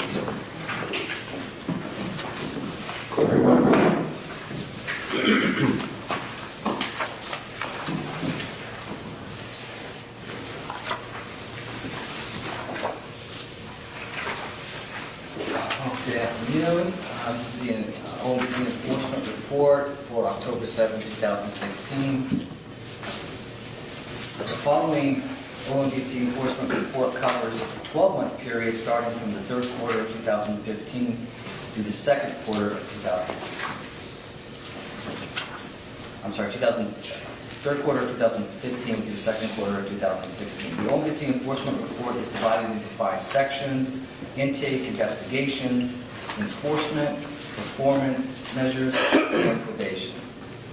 The data is reproduced from the Breeze enforcement reports. Complaint intake.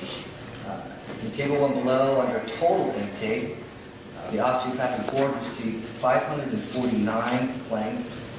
29 of these cases were convictions, arrests. During this period, 510 cases were assigned for investigations, and the average number of days to assign a case was 29. In Figure 1 below, the total complaint intake, the average number of complaints received, the blue line, during this 12-month period averaged around 46 cases from assigned cases, gradually fell to 14 during November, causing pending cases to grow substantially during the 4th quarter of 2015. There were other factors regarding why those pending cases started to rise as well. So we had some staff that were out of the office, and when our 2 licensing staff are out, it does affect how quickly they get those cases into the system. In May, however, in the first quarter of 2016, the pending cases fell dramatically from 84 to 20, as assigned cases spiked to 111. That's because we addressed those issues and we dealt with those cases that were pending, got them assigned, and dealt with them. In May 2016, the board received 75 cases, the highest volume in the last 12 months. As a result, our pending cases jumped to 56 at the end of June. Any questions on that? Moving on, in figure 1.2 below, the bar graph, or on page 2, figure 1.2 below, the bar graph illustrates the monthly average number of days to assign or close a complaint. That's just kind of a visual for you. Aging measures the period from the time the complaint is received in the office to the time the complaint is assigned to investigations. In the months of December and January, aging was significantly higher, which corresponds to the increase in pending cases, as I stated earlier. Our performance target is 30 days, and the overall average for the last 12 months was 29. Moving on to investigations. Desk investigations. For all desk investigations during this period, Table 2 below breaks down the monthly totals of how many complaints were assigned and completed. The monthly aging and case pending. During this period, a total of 500 desk investigations were assigned. Desk investigations are also just internal investigations. They're not going out to the field. So 510 desk investigations were assigned, 636 were completed, and the average number of days to complete an investigation was 115. Previously that was 117. 145 cases were pending at the end of June. In figure 2.1 below, the assigned cases gradually declined to 14 cases in November 2015, and gradually increased to 78 in March 2016. Completed desk investigations were constant until December 2015, with over 134 completed cases, partly due to cases closed for lack of response from the complainant. Those are cases that internally, if we send out, we need a response from the complainant in order to proceed. If the complainant doesn't respond, we have to close those cases because there's no response after a period of 30 or 60 days. Field or sworn investigations. These are more serious cases. For all field investigations, Table 3 below tracks the number of cases referred to the Division of Investigations, Field of Offices. These investigations are conducted by sworn peace officers regarding serious allegations. Investigations that discover sufficient evidence are then referred to the Attorney General for disciplinary actions. During this 12-month period, 39 cases were assigned to field investigations, 33 were completed, and the average number of days to complete an investigation was 345. That's adjusted due to November. Due to November being that the no cases were closed during that period. 36 cases were pending at the end of June. In figure 3.1 below, compares the aging of desk investigations and field investigations. The aging is the average number of days to complete an investigation starting from the complaint received date, the date the investigation is completed. The year-to-date average to complete a desk investigation shows a respectable of 115 days during this 12-month period. The month of December averaged 271 days, the highest for desk investigations, which was even greater than field investigations by 71 days. So if you look down at that chart, you'll see in December 2015, our desk investigation aging actually was greater than our field investigations, which is really an anomaly. That's really not, that's kind of rare that happens. Typically, in the field investigations are quite a bit more. Why were there no field in November? Pardon me? In November, you don't have any field investigations? There was no field investigations. So during that period of time, no field investigations were closed. Okay. So there wouldn't be any aging. So is that unusual? It's not. It is unusual, but it's not common because we only have maybe 25 25 cases out in the field, so there's not that many cases.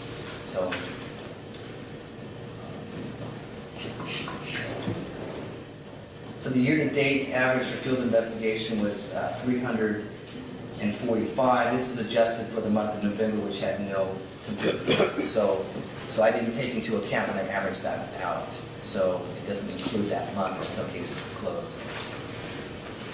Okay, turning to page 4, aging for desk and field investigations. So this is combining both desk and field investigations in terms of our total aging for all investigations.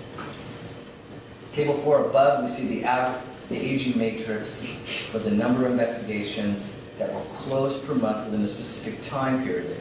258 cases, or 41%, were completed within 90 days.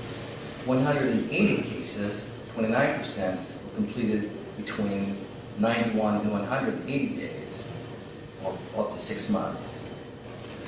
134 cases, or 21%, were completed between 6 months to a year. 34 cases, or 6%, were completed between 1 to 2 years. 12 cases, 2%, were completed between 2 to 3 years. And 8 cases, 1%, were completed after 3 years. The majority of the investigations, 70%, were completed within 6 months.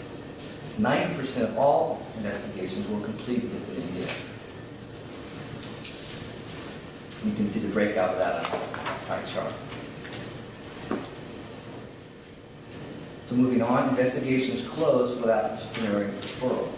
So these are just this next measurement just looks at cases that were closed within desk investigations but were not referred to the AG.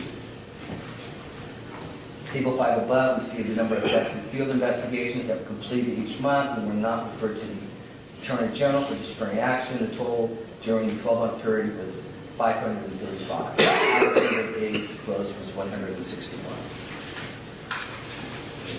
Moving on to page 5, and you can see just a graph of that, average days to close without disciplinary action.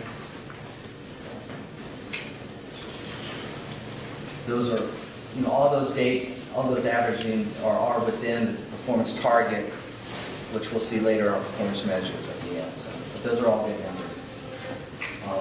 Enforcement actions. These are cases that we've sent on to the AG. For all enforcement actions, Table 6 above breaks down the monthly totals for each disciplinary action. During this 12-month period, 26 cases were transmitted to the AG's office for disciplinary actions. 19 accusations and statement of issues were filed. 20 final disciplinary orders were filed. 4 cases were closed without action. 4 citations were issued. There were 3 interim suspension orders and 2 court order PC-23s. At the end of the second quarter 2016, there were 23 pending AG cases. So below in figure 6.1, you can see a breakout of all the enforcement actions in relation to one another. Any questions on that? Move on to page 6. Total final orders AG. So these are a breakout of the AG for all the orders that were finalized during this period. Table 7 above, we see the AG matrix of the 20 final orders that were completed from the third quarter 2015 to second quarter 2016. The AG measured this period from the date the case was received to the office to the order date, the date that the order was filed at the office. That's not there's like the imposed date, the order date, the effective date. So this is the order date. The pie chart below shows the percentage of cases distributed within each time period. Of the 20 final orders, 2 cases, or 10%, were completed within 180 days. 4 cases, 20% within 181 to 365 days. 6 cases, 30% within 1 to 2 years. And 3 cases at 15%. Within 2 to 3 years, and 3 cases, 15% within 3 to 4 years, and 2 cases, 10% within 4 years. So 60% of the final orders were completed within 2 years. So performance measures, these measure all of the intake, the investigations, and the basically, these charts basically show us what our performance target is. So for intake, our performance would be 30 days each month. That's what we want to hit. So, so we see that going across. Now I see that says 32, and I think that I said earlier it was 29. So I need to double check on that. Why? Maybe I made a mistake there, but I believe it was 29. It was our average for the year. What would cause the intake cycle to increase? What are the factors that would cause the intake cycle to increase in time? Oh, that occurred like during January 2016 and December 2015. We see that increase there. That was because during that period of time, that month of December, we had staff that were out, our 2 analysts. Most of our cases are, they do cradle to grave. We'll do the intake, and then we'll do the internal investigations, and then from there, either they close the case or it goes on to field or the field investigation.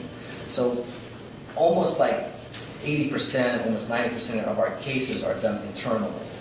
So if one of our analysts are out sick or on vacation, or it really affects those numbers. And in that period of time, they were both out, either on training or they were sick or on vacation. So it was kind of, it hit us, and that was why those numbers were. So it's not an indication of having more cases. It's just an issue of having the staff enough to. Right, in that case, right. But we did, in the Sunset Review, looking at the past 3 years, we did discover that there was a significant increase in our case intake. I can't remember the date it was, but it was, I think it was in maybe November of 2014. I think that's when it was. But there was this jump, about 40 cases per month from the previous, and it's kind of stayed that way. So there was an increase at one point. But we're now probably around over 500 cases per year. At that period of time, it was probably around 350. So we have increased in our volume. So, but overall, our numbers still look good in terms of our intake and our investigation. We also have our medical consultant to thank for that, because he's always on top of everything, and when we send the records for review, He gets them right back to us. So that helps our. So that helps our desk investigation numbers. Another question? Have you gone to performance cycle 3 measures, time intake investigation? I was going to ask how we set the bar of the target being 360. I mean, I'm glad we're below our target, but what determines what that target should be? That's determined by DCA. Oh, so DCA sets the target. Right. It was the CPEI, which was Consumer Protection, and and they came up with those numbers. Okay, right. So we're doing good in terms of that performance. Can I ask you, are we able to compare ourselves to the other medical licensing board in the state and see how we're doing versus how they're doing? Yeah, I could. I haven't done that, but I could go online. I could get their data that they put online of their. Because I'd like to look at that in reference to the sunset situation. Okay. Thank you. So Corey, is there a fixed number of cases you need before we ask for another staff member? I mean, 350 with 2 of you, now it's 500, now goes to 600. Is 2 still adequate, or does it need to be a petition for us to add another person?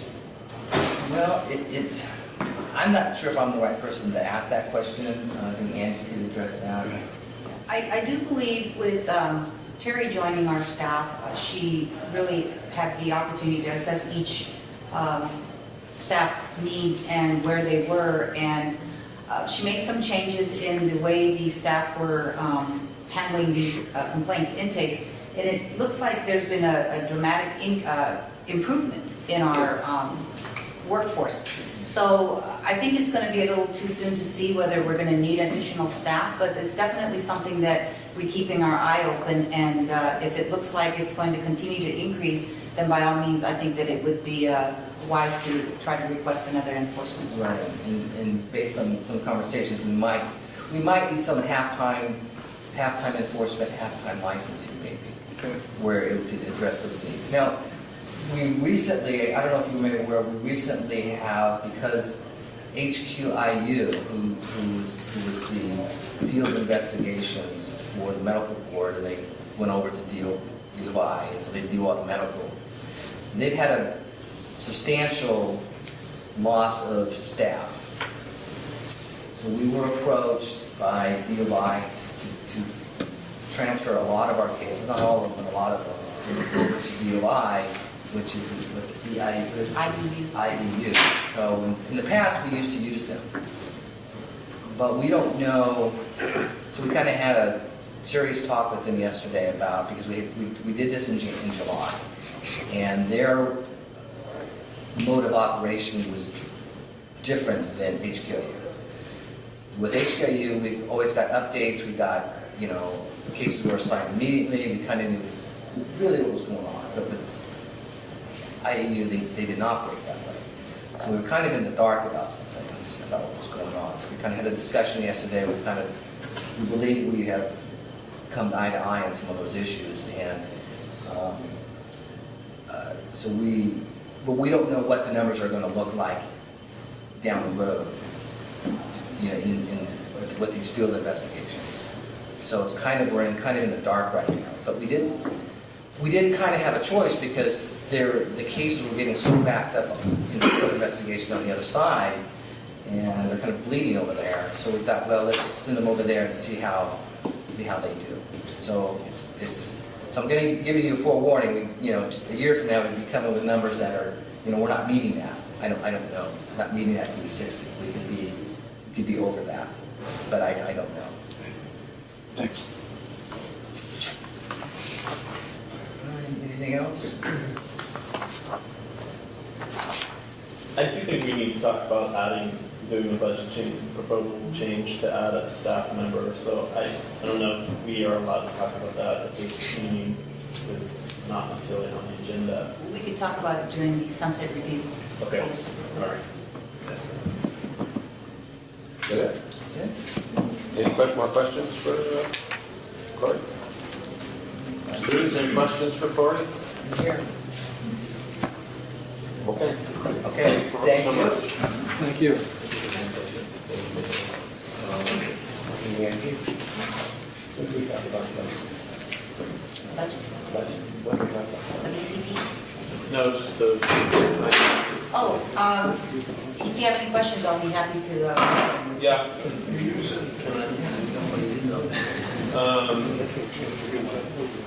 So I just have some questions. I want to generally understand this, but I also have some questions about it. So, looking at the budget, we had zero budgeted for temporary help, but we spent, by the end of August, $17,000. That $17,000 was a payout for the retiring staff who had some vacation time that we had to pay out. Okay, so it wasn't for temporary. No, they pull it out of that line so that we can, if we were to leave it and take it out of the salary and wage line, then we would not be able to bring somebody in until that is expended. So we have to put it into a temp help line so that we can bring the next person in, which we typically. Okay. But it's a one-time thing, so we shouldn't see any more under the temp help. Okay, and generally we have a $94,000 increase in personnel costs over last year. That's just minor increases, salary increases, the additional costs of benefits and things like that. Correct. Over yes. last year. Okay. Yeah, but we also got a $175,000 increase in the personnel line for this year, so that should offset that. Okay. Let's see, some other questions. So C&P services external, we're already over budget, but we're only a couple months into the fiscal year. Right. Am I missing something there? Yeah, we need to sit down with our budget analyst and kind of move these lines around because for some reason the C&P, are you talking about the interdepartmental? No, external. External. Yeah, we're not quite sure what is included. I think the external would be like the Maximus contracts, Okay. that type. And so we need to move money around. The bottom line is, of course, the net appropriation Yeah. is what matters. So these lines do need to be readjusted. Okay, okay. So then if I skip to the bottom line, again, just for clarity, so we're all on the same page. So our net appropriation went up pretty significantly over last year. 1.84 million last year, 2.29 this year. Right, we were, yeah, that's the budget, that we were given Right. an increase in our budget. 107, the BCPs that we submitted 2 years ago, which Have became taken effect. effective this Okay. year, right. Okay, so then let's skip forward to the fund condition. Just, again, I think this sort of begs a couple questions which I want to raise. Our months in reserve have been decreasing steadily, and I know that we have a maximum allowed months in reserve, right? We're only allowed to have a certain number of months in reserve. That's I don't correct. remember what it is. Do you know what it is? The maximum, Terry? I think it's, We're within. no, the, yeah, we we're are within, okay. I do believe it's actually 19 or 20 months. Yeah, okay, that Right. sounds about right. And that's the reason why we're not getting our general fund loan, the repayment loan. Yeah, Yeah, right. that's why they're not giving it back to us, because our fund condition is so healthy at this point. Okay, so that's what I wanted to ask. Are we sort of deliberately driving this down towards the point where they're going to pay back our general loan? I don't think it's deliberate. Right now, our expenditure exceeds our revenue intake. But with a fund condition as healthy as this, Department of Finance will never authorize a fee increase at this point. So that was my next point. I wanted to talk about increasing licensing fees. Right. You're saying they won't let us do that because we haven't changed it in a long time. Right. I don't remember the number. It's in the sunset report, but we had actually we reduced it. We did, yeah. They had given us an increase, but the law said that it was only for a temporary time, and then we had to reduce it to 400. It went up to 600, it was reduced to 400 every 2 years. Right now, our statute allows the original application filing fee up to $400, and we're only charging $200. Yeah. So that is something that we could do regs. However, when we talk about doing regs to increase our license application fee, we're told that your fund condition is too healthy, it's going to get shut down, wait. So that's the reason why we haven't started the regs on the increasing of it. Okay. All right. Fine. Any more questions? Nope. I didn't know you were a CPA.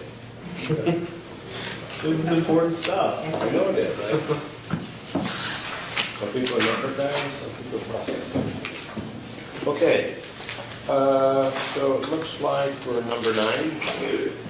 Title 16 California Code Regulation Discussion, Possible Action Regarding Consideration to amend Section 1636 Continuing Medical Education Progress Report. Is that the one I'm reading? Tab number 7? 7, right? Yeah. No, we did 7. We're down at 9. No, this is from Machiko. Which one's from Chico? Current issues with CME, Current issues. dated 7 October. I don't have a date on this. That's tab 7 on there. It's tab 7 on the book. Sorry. Tab 7. Okay. So, Go to tab 7. So Tab do we 8. want to 7. discuss the continuing education requirement at this time? That's tab 7. Thank you. yeah, I'm sorry, I transposed it. So under top 7, it has the sponsored free healthcare event, delegation, and then tab 8 has the, Do we need to read it into the record? How are you doing first? Jacob? I wouldn't do we need to read it to the record. The Jacob? Does it need to be read into the record? I don't know, Jason? The delegation. Yes. Yes. Okay, I'll go ahead and read it. No. No? Entered in the record, it's No, just the delegation, 1 page. 1 page. What? Oh, this page, okay. This is one page. Okay. Osteopathic Medical Board of California resolution. Delegation to Department of Consumer Affairs for the review and registration of sponsoring entities. Whereas Section 901 of the Business and Profession Code, which relates to sponsored healthcare events, requires that an entity desiring to sponsor such an event must first register with the appropriate board within the Department of Consumer Affairs. And whereas the Osteopathic Medical Board of California is the appropriate board to register sponsored healthcare events utilizing the service of osteopathic physicians and surgeons, and whereas the board to implement the provisions of the Business and Profession Code 901 has adopted regulations that authorize the board by resolution to delegate to the department the authority to receive registration forms and register sponsoring entities. And whereas a sponsored event may utilize many healthcare licensed disciplines, including physicians, physician's assistants, registered nurses, and other professions, and whereas the department would therefore serve as the optimal central point to receive registration forms and to register sponsoring entities. Therefore, be it resolved that the board hereby delegate to the department the authority to receive sponsored entity registration forms and to register sponsoring entities for sponsor-free healthcare events that utilize the services of physicians. Adopted the 7th day of October 2016 by Joseph Zamudo Dio, Board President. Good job. Move to accept. Do we have to vote on this? No, it's a resolution. No? No. Just a resolution? No. Okay. Pacheco, are you taking the board? On the CME. Yeah. So at the May 5th meeting, the board discussed possible amendments to section 1636 of our regulations, and it was requested that we survey a few of the other osteopathic boards to see what their auditing process was. So I contacted the osteopathic boards in Arizona, Nevada, New Mexico, Pennsylvania, Utah, Washington, and we also contacted the Medical Board of California to request their business processes on CME auditing of their physicians. So I did include a spreadsheet of their in-house content for their CME, the percentage that they audit per renewal cycle, and if there was any disciplinary action for those physicians who do not comply with the requirement that time of renewal. Yes, sir? Mr. President, part of this was the issue of confusion. We're on a 3-year CME cycle, but we're on a 2-year renewal. Yes. So we were having applicants not have to renew, but then when staff had to check their CME, it would be 2 years old. And we were doing 100% audit, which just is very time consuming and not really a good use of staff. So with the survey that we requested, and Machiko was so nice to do, it does show there that the majority of the states do audits on random. So I guess my question is, how do we get that into position here? Because I think we have to deal with two things, right? We have to either change the CME requirement and make it like 100 hours for 2 years, which may be easier than changing how often we renew our license. Right, absolutely. Changing the number of years for license renewal would affect public safety, number one, and then also our revenue. in order to only have revenue coming in every 3 years rather than every other year for license renewals. So it would be best if we changed the 1636 to meet the CME requirement of maybe, that's what we're here to discuss, 100 hours every renewal, which would still equate to 150 over 3 years. Correct. And I think that that would still be public safety. You can, maybe Jason can better explain this, that currently the way the 1636 is written, we're not actually following the regs. Because the reg actually says that we review CME with every renewal, and we're not doing that. So we definitely need to make some changes. Audit is great, but I think the number of hours per renewal cycle also needs to be changed. We had talked to our auditor, who's currently auditing our processes, and he suggested maybe a possibility of what we call hybrid auditing, which means that maybe the board should still require that at least the osteopathic credits be submitted with every renewal, and then do a random audit to make sure that the full 100 hours is being complied by an audit system, but to still require the CME for the AOA activity to be submitted with every renewal. Does this require a vote at this time? Well, it's still Or open is for this just for discussion. discussion? Well, to discuss it, don't we have to have a motion on the floor? Yes. I'll make the motion to break this down in some parts. First is a motion of changing the CME cycle to 50 units per year, 100 units per renewal, if that's acceptable to everyone. And then adding the 40 hours of AOA. Angie, you want that 100% audited? Well, that's a discussion. Oh, then I'll just leave the first motion. We'll do the first one. Can I have a second, please? A second.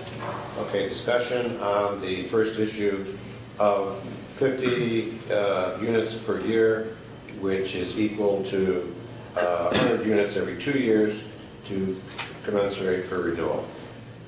Any discussion? I just want to be sure that we understand. Is it currently 50 hours per year now, or Yes. is it just 150 hours in 3 years? So you could do 150 hours in the third year. In other words, why are we making it 50 hours per year versus just 100 hours every 2 years? Yeah, I don't quite see where it says that there's a 50-hour per year requirement. I just see by statute, which is Business and Professions Code 2454.5, essentially states that licensees are on a 3-year cycle, and within that 3-year cycle, they have to complete 150 hours. There's no mention of a 50-hour per year requirement, so that's sort of the confusion as well. I think ultimately, the cleanest, simplest approach to kind of would be to align the renewal cycle with the CME cycle, either put it on a 2-year, either reduce that 150 hours to 100 hours every 2 years at the time they renew, and kind of have them submit the certificates with their renewal application. Well, correct me if I'm wrong, but I'm going to assume that Dr. Lawley was just specifying that it would be the same equivalent of requiring 50 hours per year, but we don't have to specify it. And I would say instead just 100 hours every 2 years. Correct. You're being very kind, but sure, that's what I would do. That's okay. So there's a distinction. That's a good thing. Yes. It's a good point. Question for you. Our consultant. You change it to $100 every 2 years. Correct. You want to include in your motion that 40% of it has to be AOA, category 1A. Yeah, we have that written That here. would be So the yes. Yes, sir. We have So it's that. included in the motion. Yes. Well, we should formally include that in the motion. Yes. Jim, we accept that Sure, as I a accept friendly that as a amendment? friendly amendment. Same condition. Any further questions? Roll call, please. Dr. Buhari, Yes. Dr. Feinstein, Yes. Dr. Jensen, Yes. Alan Howard, Yes. Dr. Lawley, Yes, ma'am. Claudia Mercado, Yes. Cheryl Williams. Yes. Dr. Zamudo. Yes. Okay.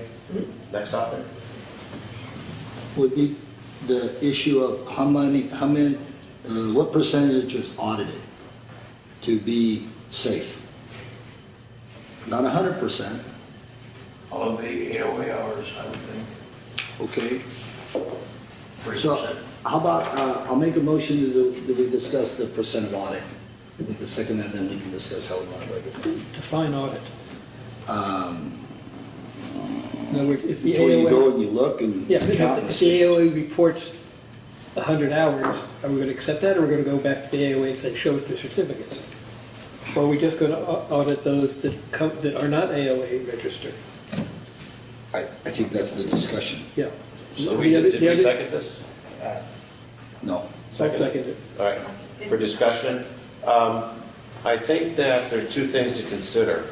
One is that not all licensees are AOA members and get their hours reported through the AOA. Only AOA members do. Non-AOA members have to send us their AOA hours independently, correct? That's correct. Okay. So we know that there's two systems. The issue is that if we accept the hours from the AOA, we still have to deal with the issue of independent people reporting AOA hours. Do we set it up so that we only audit independent people sending in their AOA hours?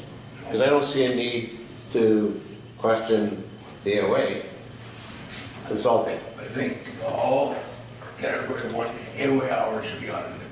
The AOA is going to send you a printout saying that they've met it, if they've met it, and so it's automatically audited. The non-members of the AOA should be submitting certificates of completion of Category 1 to the board so that they meet the audit component. So if you're going to audit just the AOA hours, all of them should be audited, and you shouldn't distinguish between members and non-members. All have to be audited. The printout for the AOA is audited automatically. The other ones should be sending certificates of completion. All right. So now we need to talk about, well, what percent? Well, 40. 40%? Sure, but within the 40%, there's category 1 and 2 within our 100 hours. There's a variance of you have to have so many 1A hours, which is the direct contact with the osteopathic program. That hasn't changed, as I'm aware of.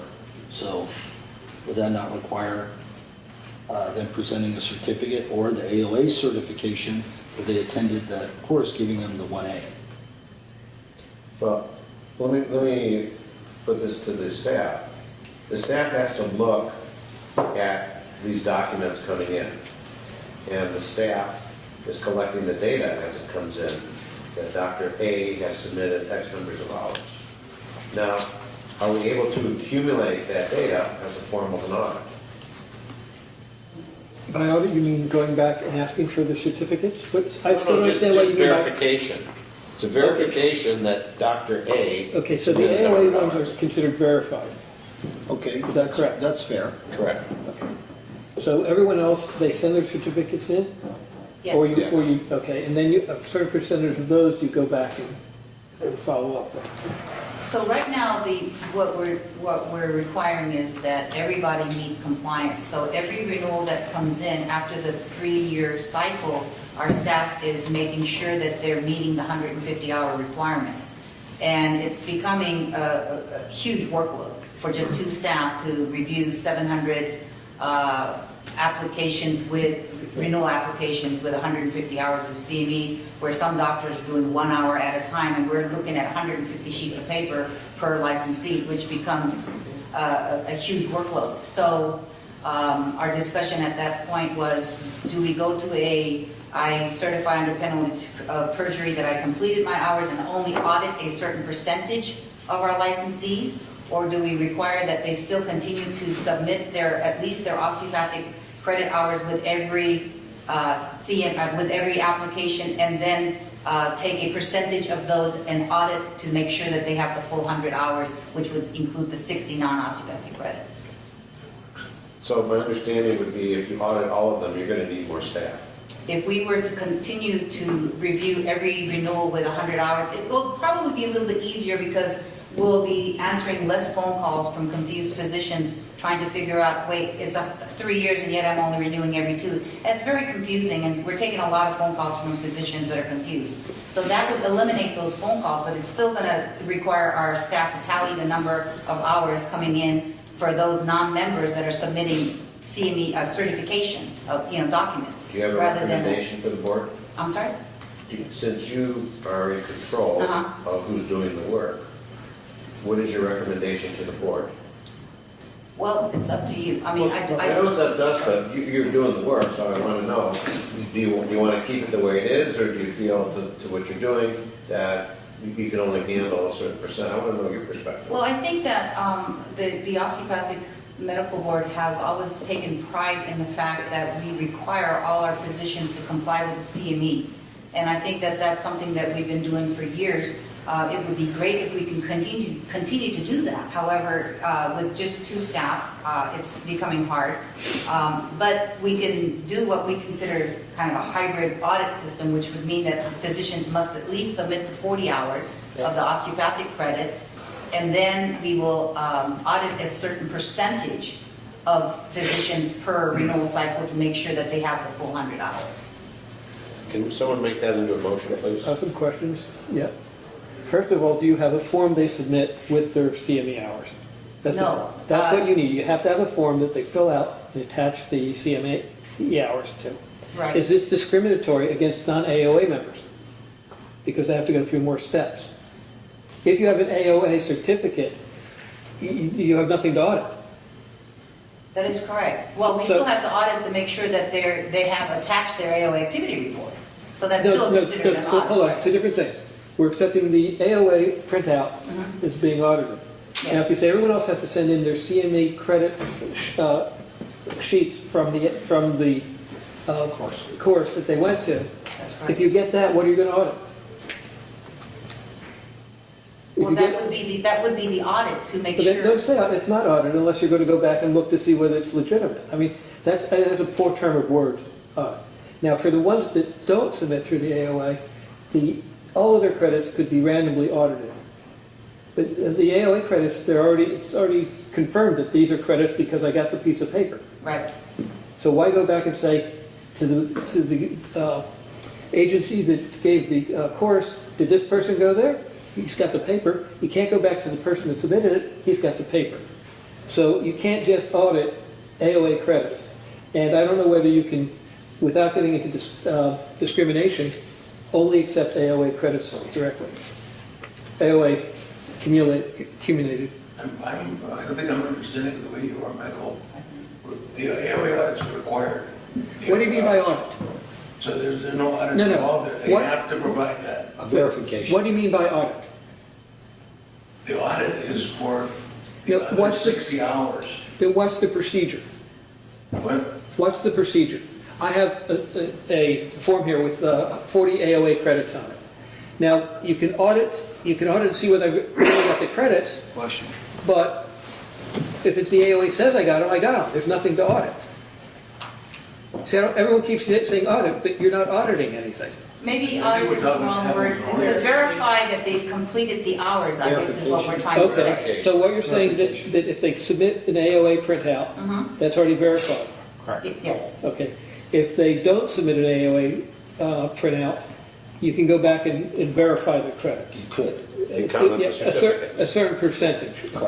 Right. For instance, we have members of OPSC who are not members of AOA, and they will provide us with certificates of attendance at the OPC conferences and conventions and so forth. And we know that those are documents, and that, but we have to still tally how many hours did they do at that conference. So that's what the audit is. It's a verification of number of hours that they're submitting. Well, that's not an audit. That's a verification. That's okay. It's a verification. So you're going to hours. verify their hours. Right. But you don't verify their hours if they're reported by the AOA printout. Because the AOA has already verified those. But is that discriminatory to force them to be members of the AOA? No.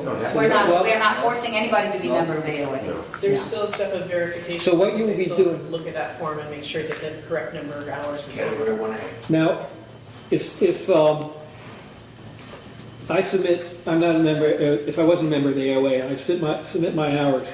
Now, if they have AOA certificates, Are you going to go back and verify those? There's no reason to. No. So you're only going to verify non-AOA credits. No, we're verifying the number of hours completed, not necessarily the sponsors of the CME courses. We're not verifying those. We're verifying that they've completed the numbers required.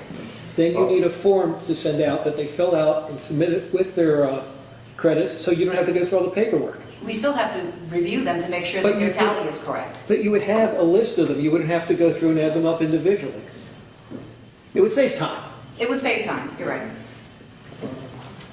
Okay. Go ahead. Joe? Yes. I think I'm one of the leading proponents for auditing all of them and making sure that they get 150 hours, or 100 hours per year. But the workload has become impossible for the staff, size of staff we have to comply, and it's going to only get worse.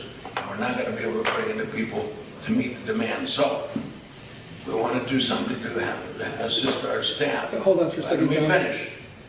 If we demand that they present proof of 180 hours, 40 every 2 years, that's not a big deal. And for the ones who are not AOA members, they need to submit to the board a certificate of completion equivalent to 40 hours of category 1A hours for relicensure. The audit comes for the percentage they decide you're going to audit for the other 60 hours, and a percentage of those people we audited to see that they have completed the full 100 hours. But I think we're talking apples and oranges here, Michael. Audit is the wrong word. That's the problem. Verify is one thing. You verify the AOA ones and accept it from printout from the AOA.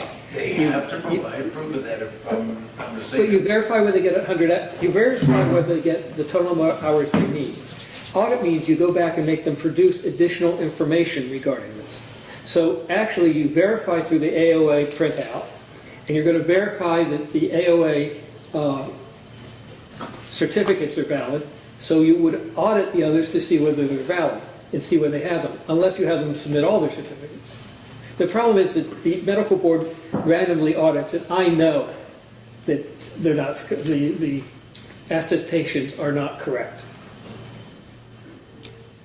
Okay, can we move forward? I think there's been enough discussion. You need to call for the question. What's the motion? Well, the motion was Dr. Lally. Hold on.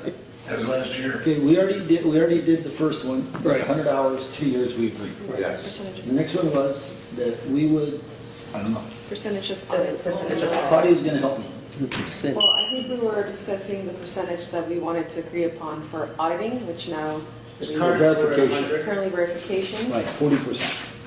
40%. Verification, and I don't know that's I still don't understand what verification means. I think. Well, audit means to go back and check the figures. Verification means to make sure they have them. So does this mean that a physician could only have completed, in the worst case scenario, 40 hours every 2 years and not completed the other 60, and we're going to renew his or her license? In some cases that would happen. But they would have to at some point attest that they completed the additional 60 and be lying in that sense. Yeah, but we're not going to know about it because we're not going to look at those papers. I don't like this. I just want to say that. I don't like it. Right now we're the board out of the ones you surveyed, not sure I'm if going it's to doing get years 100% verification. The fact of the matter is the workload is impossible for our staff to keep up with. No, I hear that. I'm agreeing with you 100%. I hear you, but I'm supposed to protect the people of California. I don't know how I can do that if I can't verify that physicians are completing their CME. But also, are they being effective? Are they completing 150 hours in like a week and just going through them without paying any attention? Well, not a week, but you know. You're right. So, wait, I have the motion, I think. So, This is my second motion, third motion. yeah, I'm gonna pull it back. Okay. I pulled it back. Is there any way we can automate this to make it easier for the staff?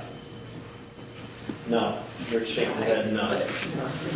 I mean, Some are 1 hour, 2 hours, some are, of course, for, if you do one of the like ACP courses and you read through all your books, it's 75 hours on that, things like that. So they're all different kinds of forms. And Cyrus, you're saying that the Medical Board of California, the Allopathic Board, does not audit this?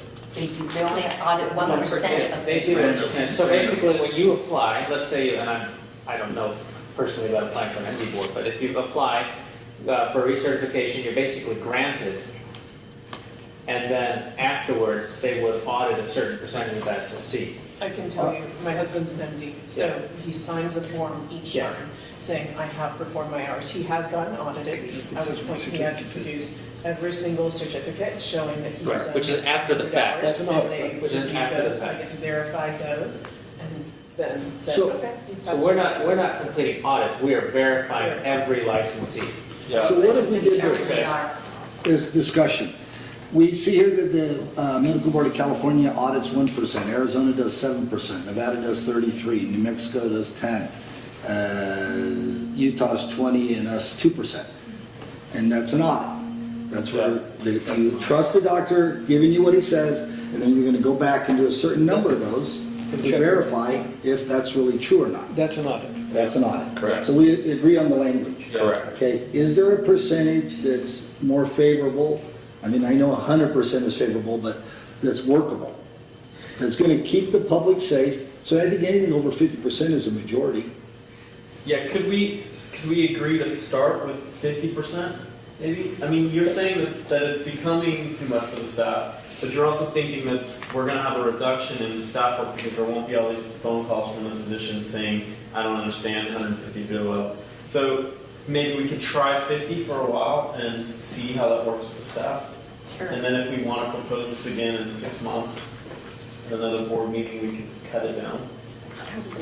Clarification from Jason. So the percentage does not have to be in regs, right? It could be a policy. But the word audit needs to be in the regs, but we don't have to say we will audit 50% or anything. That doesn't have to be in the regs, does it? No. It could just say a percentage. A percentage, right. Board or whatever. Yes.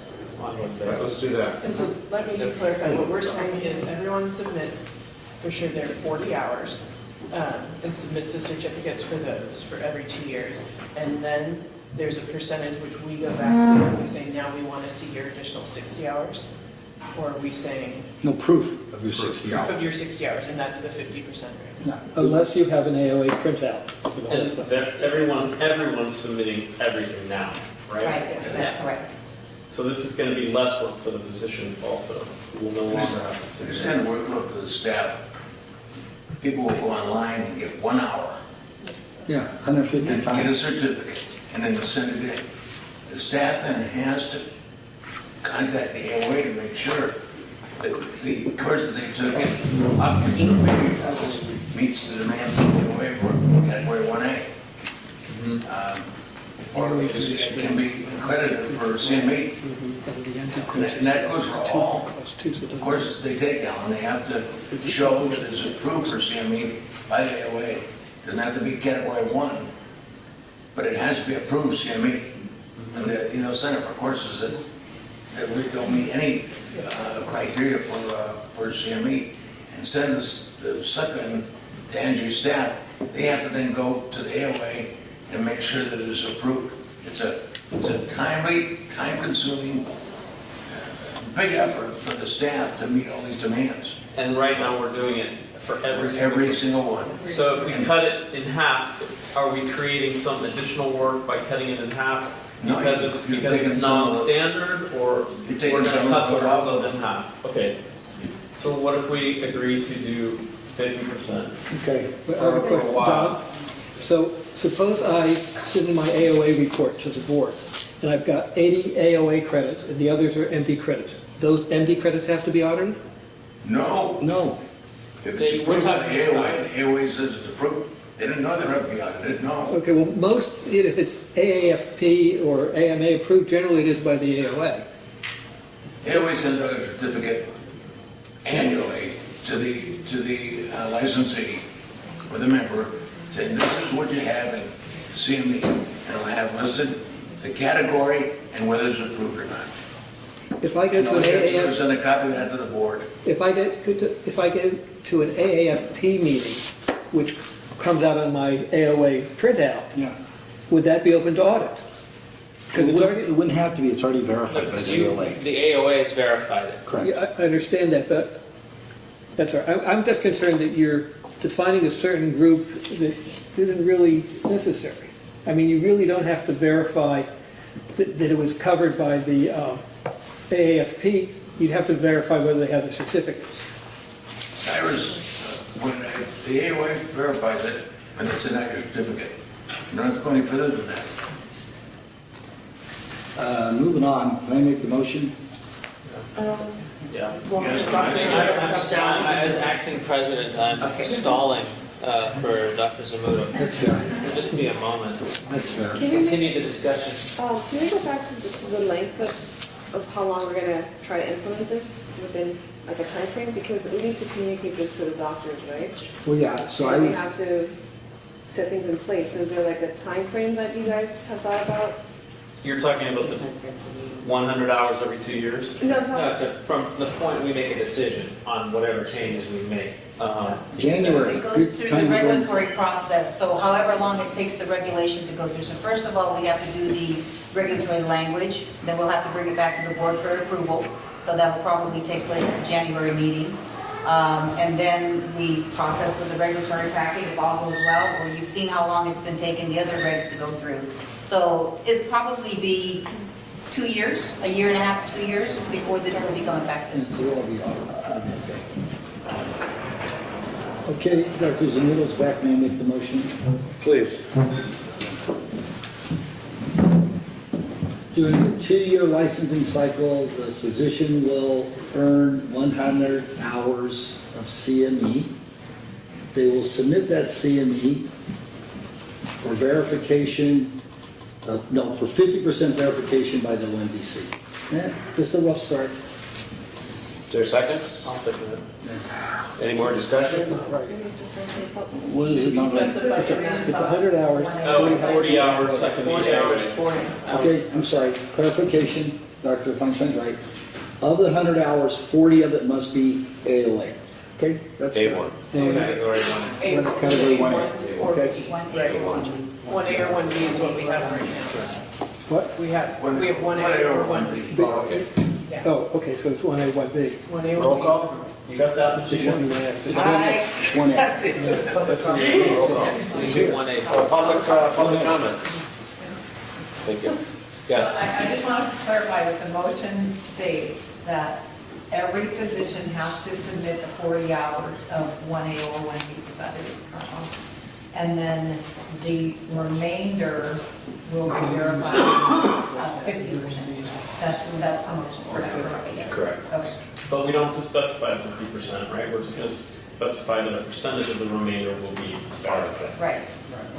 So then is that step that the board will then contact the 50% of people with a letter saying, please now submit this? Right. Right. When you say you're not specifying 50%, I think in the motion you are, in the regs you are. That's correct. Okay. Currently, we're going to use 50%. Corey?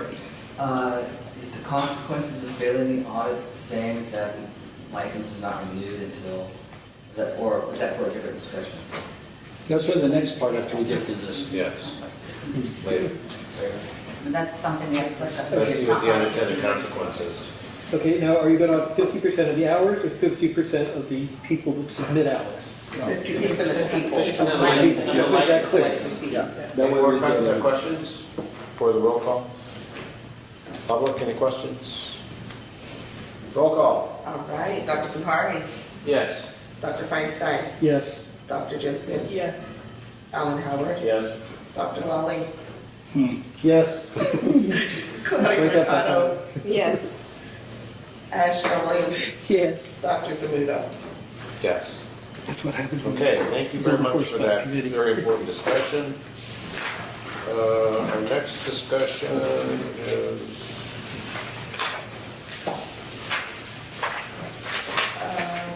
Table 8. Sponsor budget free healthcare events, we need to address that since we did the. No, we did that already, so we're moving on to the administrative manual. Dr. Feinstein has a question. Let it go. Yes, sir. No, let it go, that's all right. Thank you, sir. Who wants to go over the administrative manual? I read it, it looks good.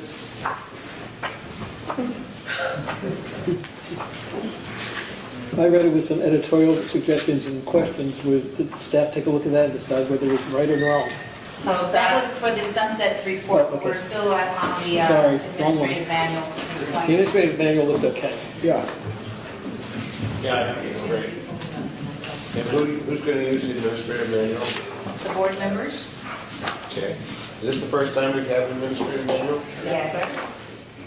So we're making progress. Kudos to the staff. Progress, and we can thank Ms. Thorfinson for this. She worked very hard on this administrative manual.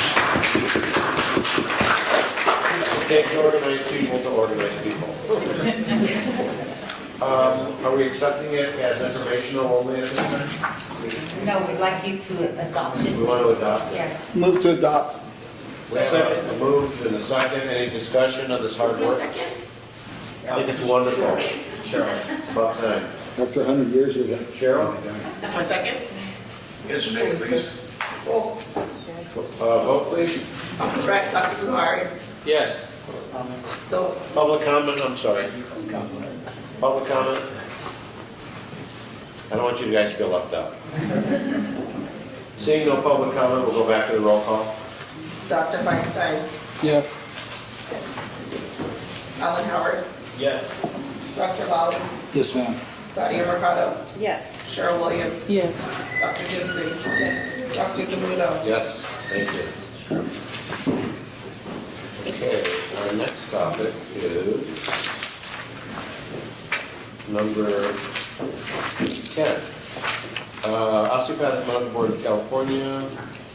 The background and information overview of the current regulation program as of December 1st, 2016. I'd like to thank my committee so far, working hard on this process. Will you please raise your hand? Who's doing the hard work there? That was the board. Yes. It's us.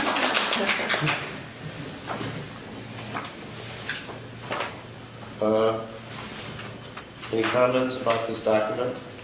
It's just a tremendous amount of data, and our staff has worked tirelessly on this. Alan and I have had the opportunity to review certain sections and make recommendations. It's a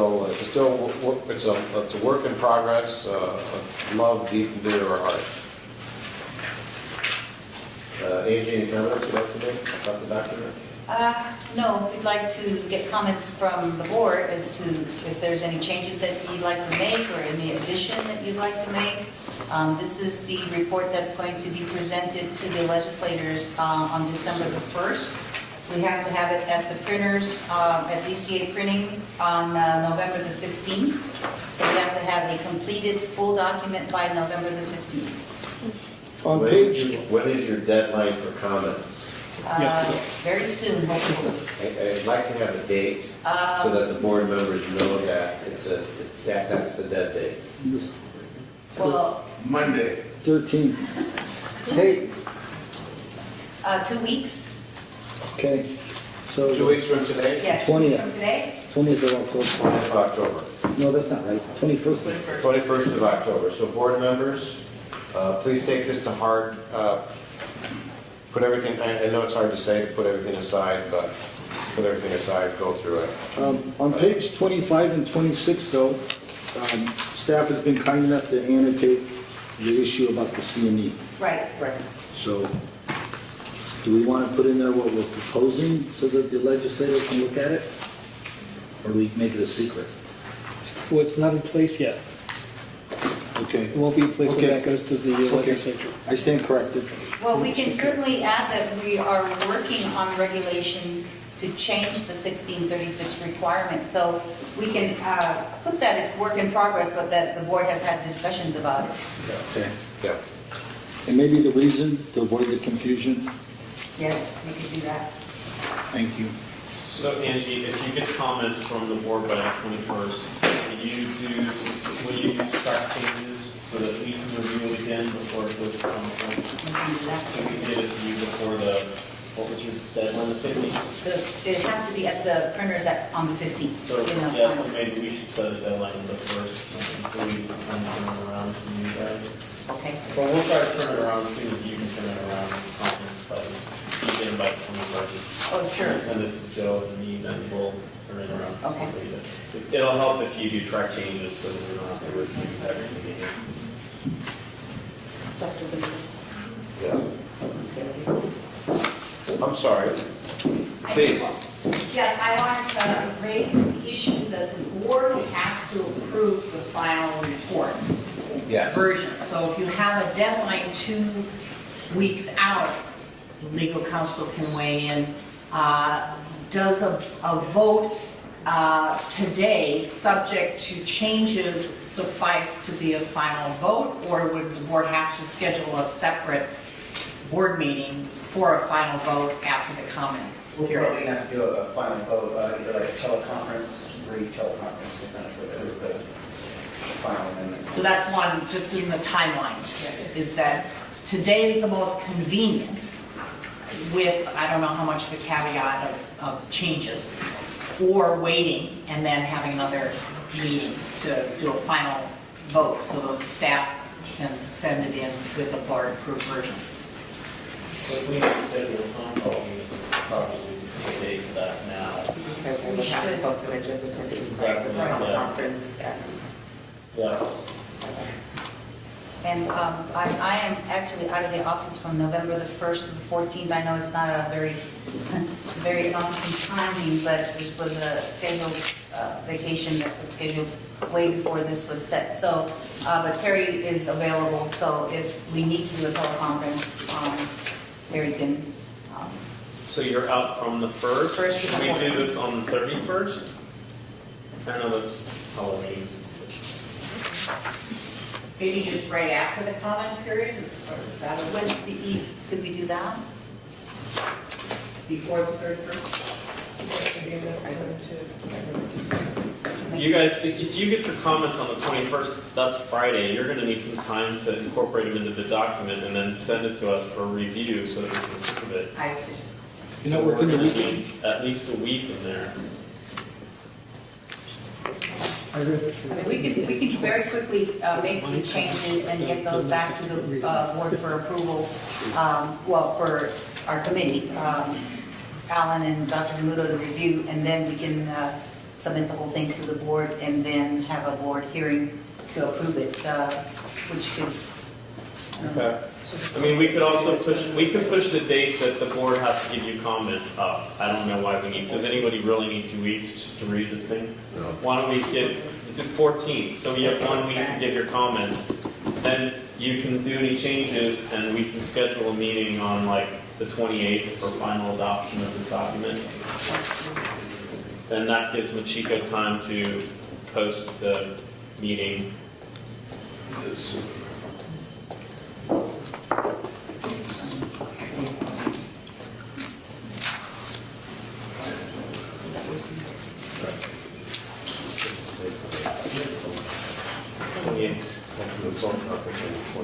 Yeah.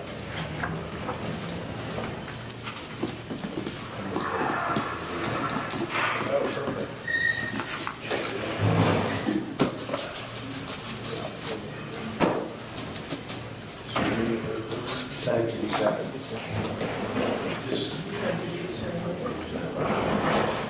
Teleconference time, you want to set it now? Does the board want to set the time for the 28th, or do we want to, the agenda needs to be posted by 8 on the 18th, right? So Yeah, let's set the time. Let's set the time. What's best for the office? we're open anytime that it's convenient for the board members. Most of us be down in Monterey. Oh. Good. But it has to be open to the public, so you have to be at a public location on a telephone. Yeah, cell phone.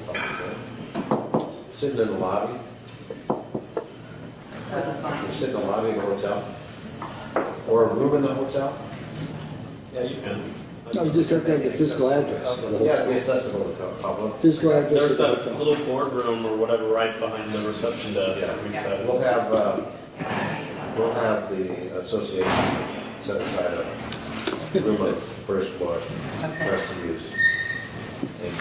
I'll even come over and join you. Yeah, I'll buy you breakfast. And so the time? 10 o'clock? 10 o'clock? 10 o'clock? 28. 10 o'clock. 10 o'clock. Actually, we have a board meeting going on that. Oh, technically. What time does it end? It ends at noon. 1 o'clock? 1 o'clock, okay. 1 o'clock, okay. 1 o'clock.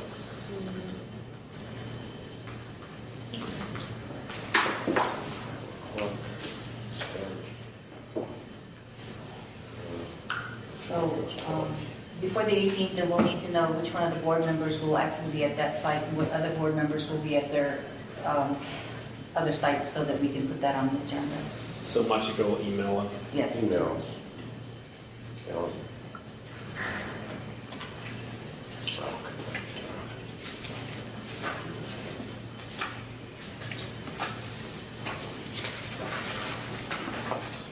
Okay, thank you, everyone. Okay, next topic.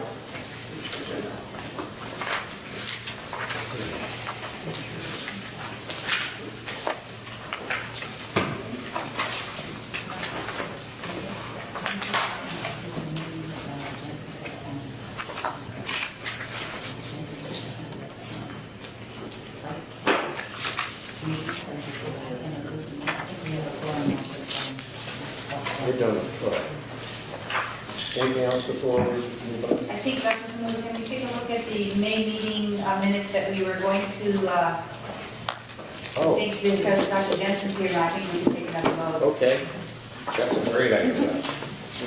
I'd like to go out of sequence and return to topic number 3, review and approval of meeting minutes for May 5th, 2016 board meeting.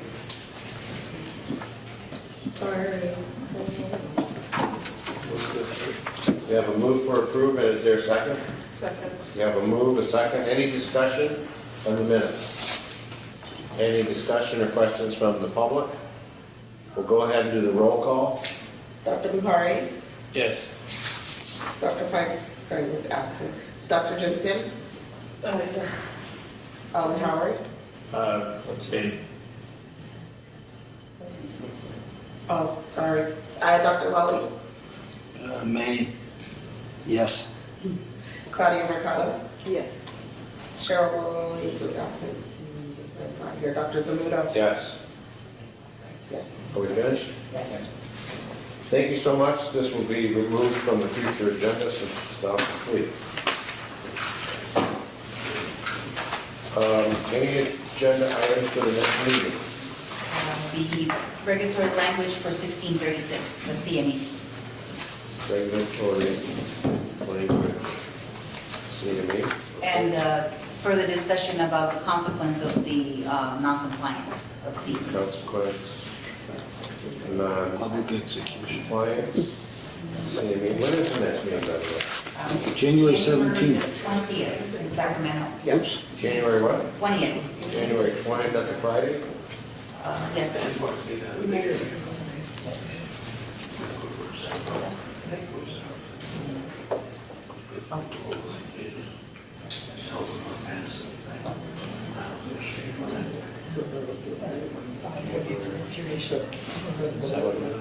Sacramento. 10 o'clock.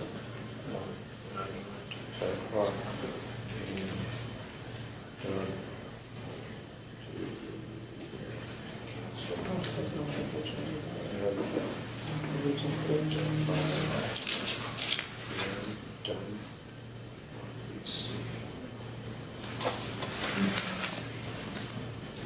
I'd like to talk about the budget change proposal and adding another step. Good idea. And then also, can we send out an invitation to Veronica Arms from DCA? She's a new Deputy Director for Communication. Yes. I talked to her briefly. She mentions that she's aware that they do very little with our board. So I asked her if she wanted to come and help, what her role entails, and how we can maybe leverage her department. Sure. We can also invite other DCA members for a DCA update. Okay.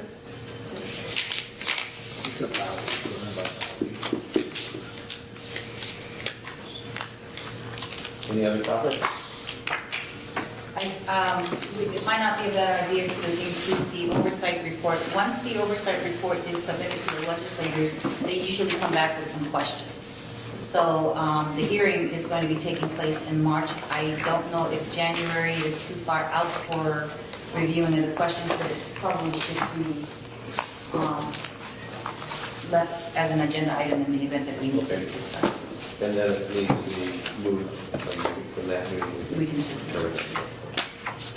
Future meeting dates, we wait till January to make the rest of them? I emailed Dr. Conant at Western U regarding When does he want us? visit. I haven't heard back, but we. What? Can't we just do it somewhere else? Is there a rule that we're doing them at the schools? It's always nice to have students participate in our board meetings, so it's kind of an outreach to have them at the schools. Wait, but wait. Ask a question. Where are you guys from? I know. Gilroy, and you guys are from Toro? The three of you?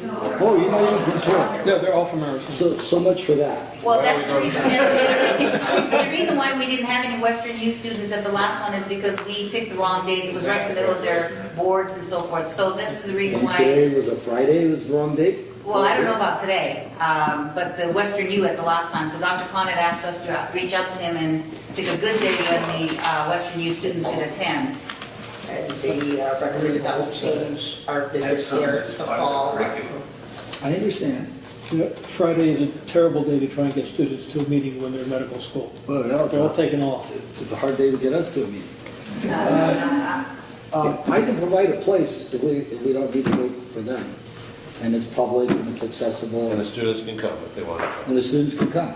We drive 4 miles. 4 in the shuttle. What would be a good date?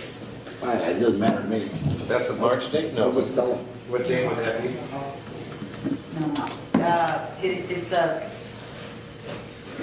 It's your building.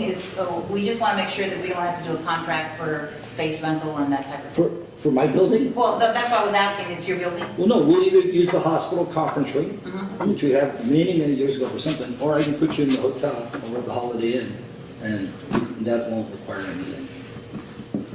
Except that you'll feel refreshed because you stayed at the Holiday Inn. When do you want to do that? Whatever day you guys want, I just need to know. Okay. Do we need to make any more dates now, or should we wait till January? Well, it would be nice to have at least another date on the agenda on the website. So when's the next meeting after January? Normally in May sometime, but it's up to your calendars. May. Check me. How does this Friday work out for people as opposed to Thursday? If you come on a good day, we can go to a ball game. Well, my May is empty. If you are looking for a Thursday in May of 2017, it's either the 4th or the 11th. But does the board want to continue on a Friday, or do you want to go back to Thursday? No, we should go, was it always on Thursday? Yeah. Yeah. Want to go back to Thursday?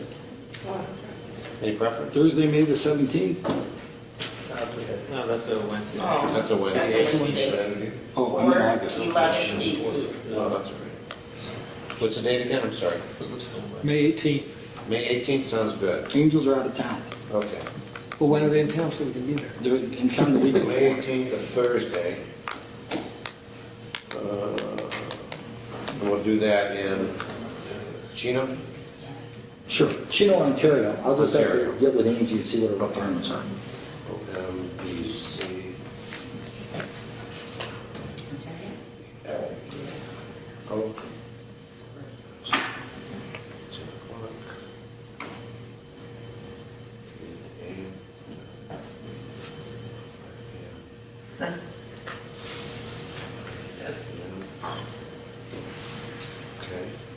Is that all you need? We need another day.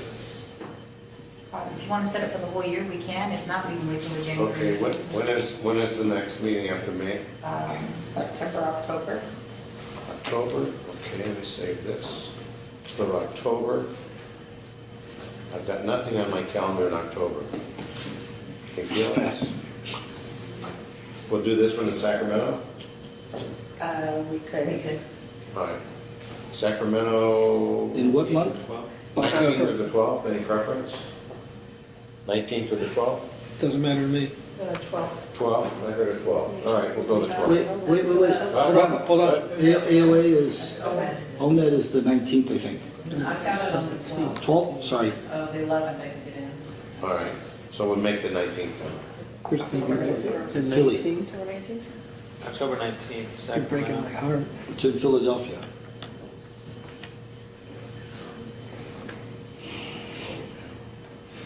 Let's see, Sacramento. 10 o'clock. Sacramento. 5 o'clock.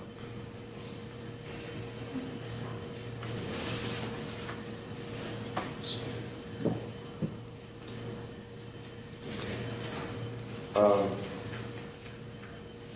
Before I adjourn, I want to just ask the students, I want to find out if you feel that this was interesting and helpful to kind of see what goes on in the protection of the public. You're going to give them a pop quiz? No. Yes, Corey. One more thing, just to let you know that we do have an outstanding stipulated decision that needs to be completed by probably, I think, the end of this coming week. That's a way of reminding. 14th, I think. Oh, you'll be sending it or No, it's been sent, it's just due. It's the 14th. Oh. I already did. You're fine. I did mine. So I hope this was interesting. It's a different perspective on what happens in medicine. And we're your friends. We're here to get you your licenses, but we're here to protect the public, number one. And when you practice good medicine, it's never a problem. It's when you lose the insight that it's about the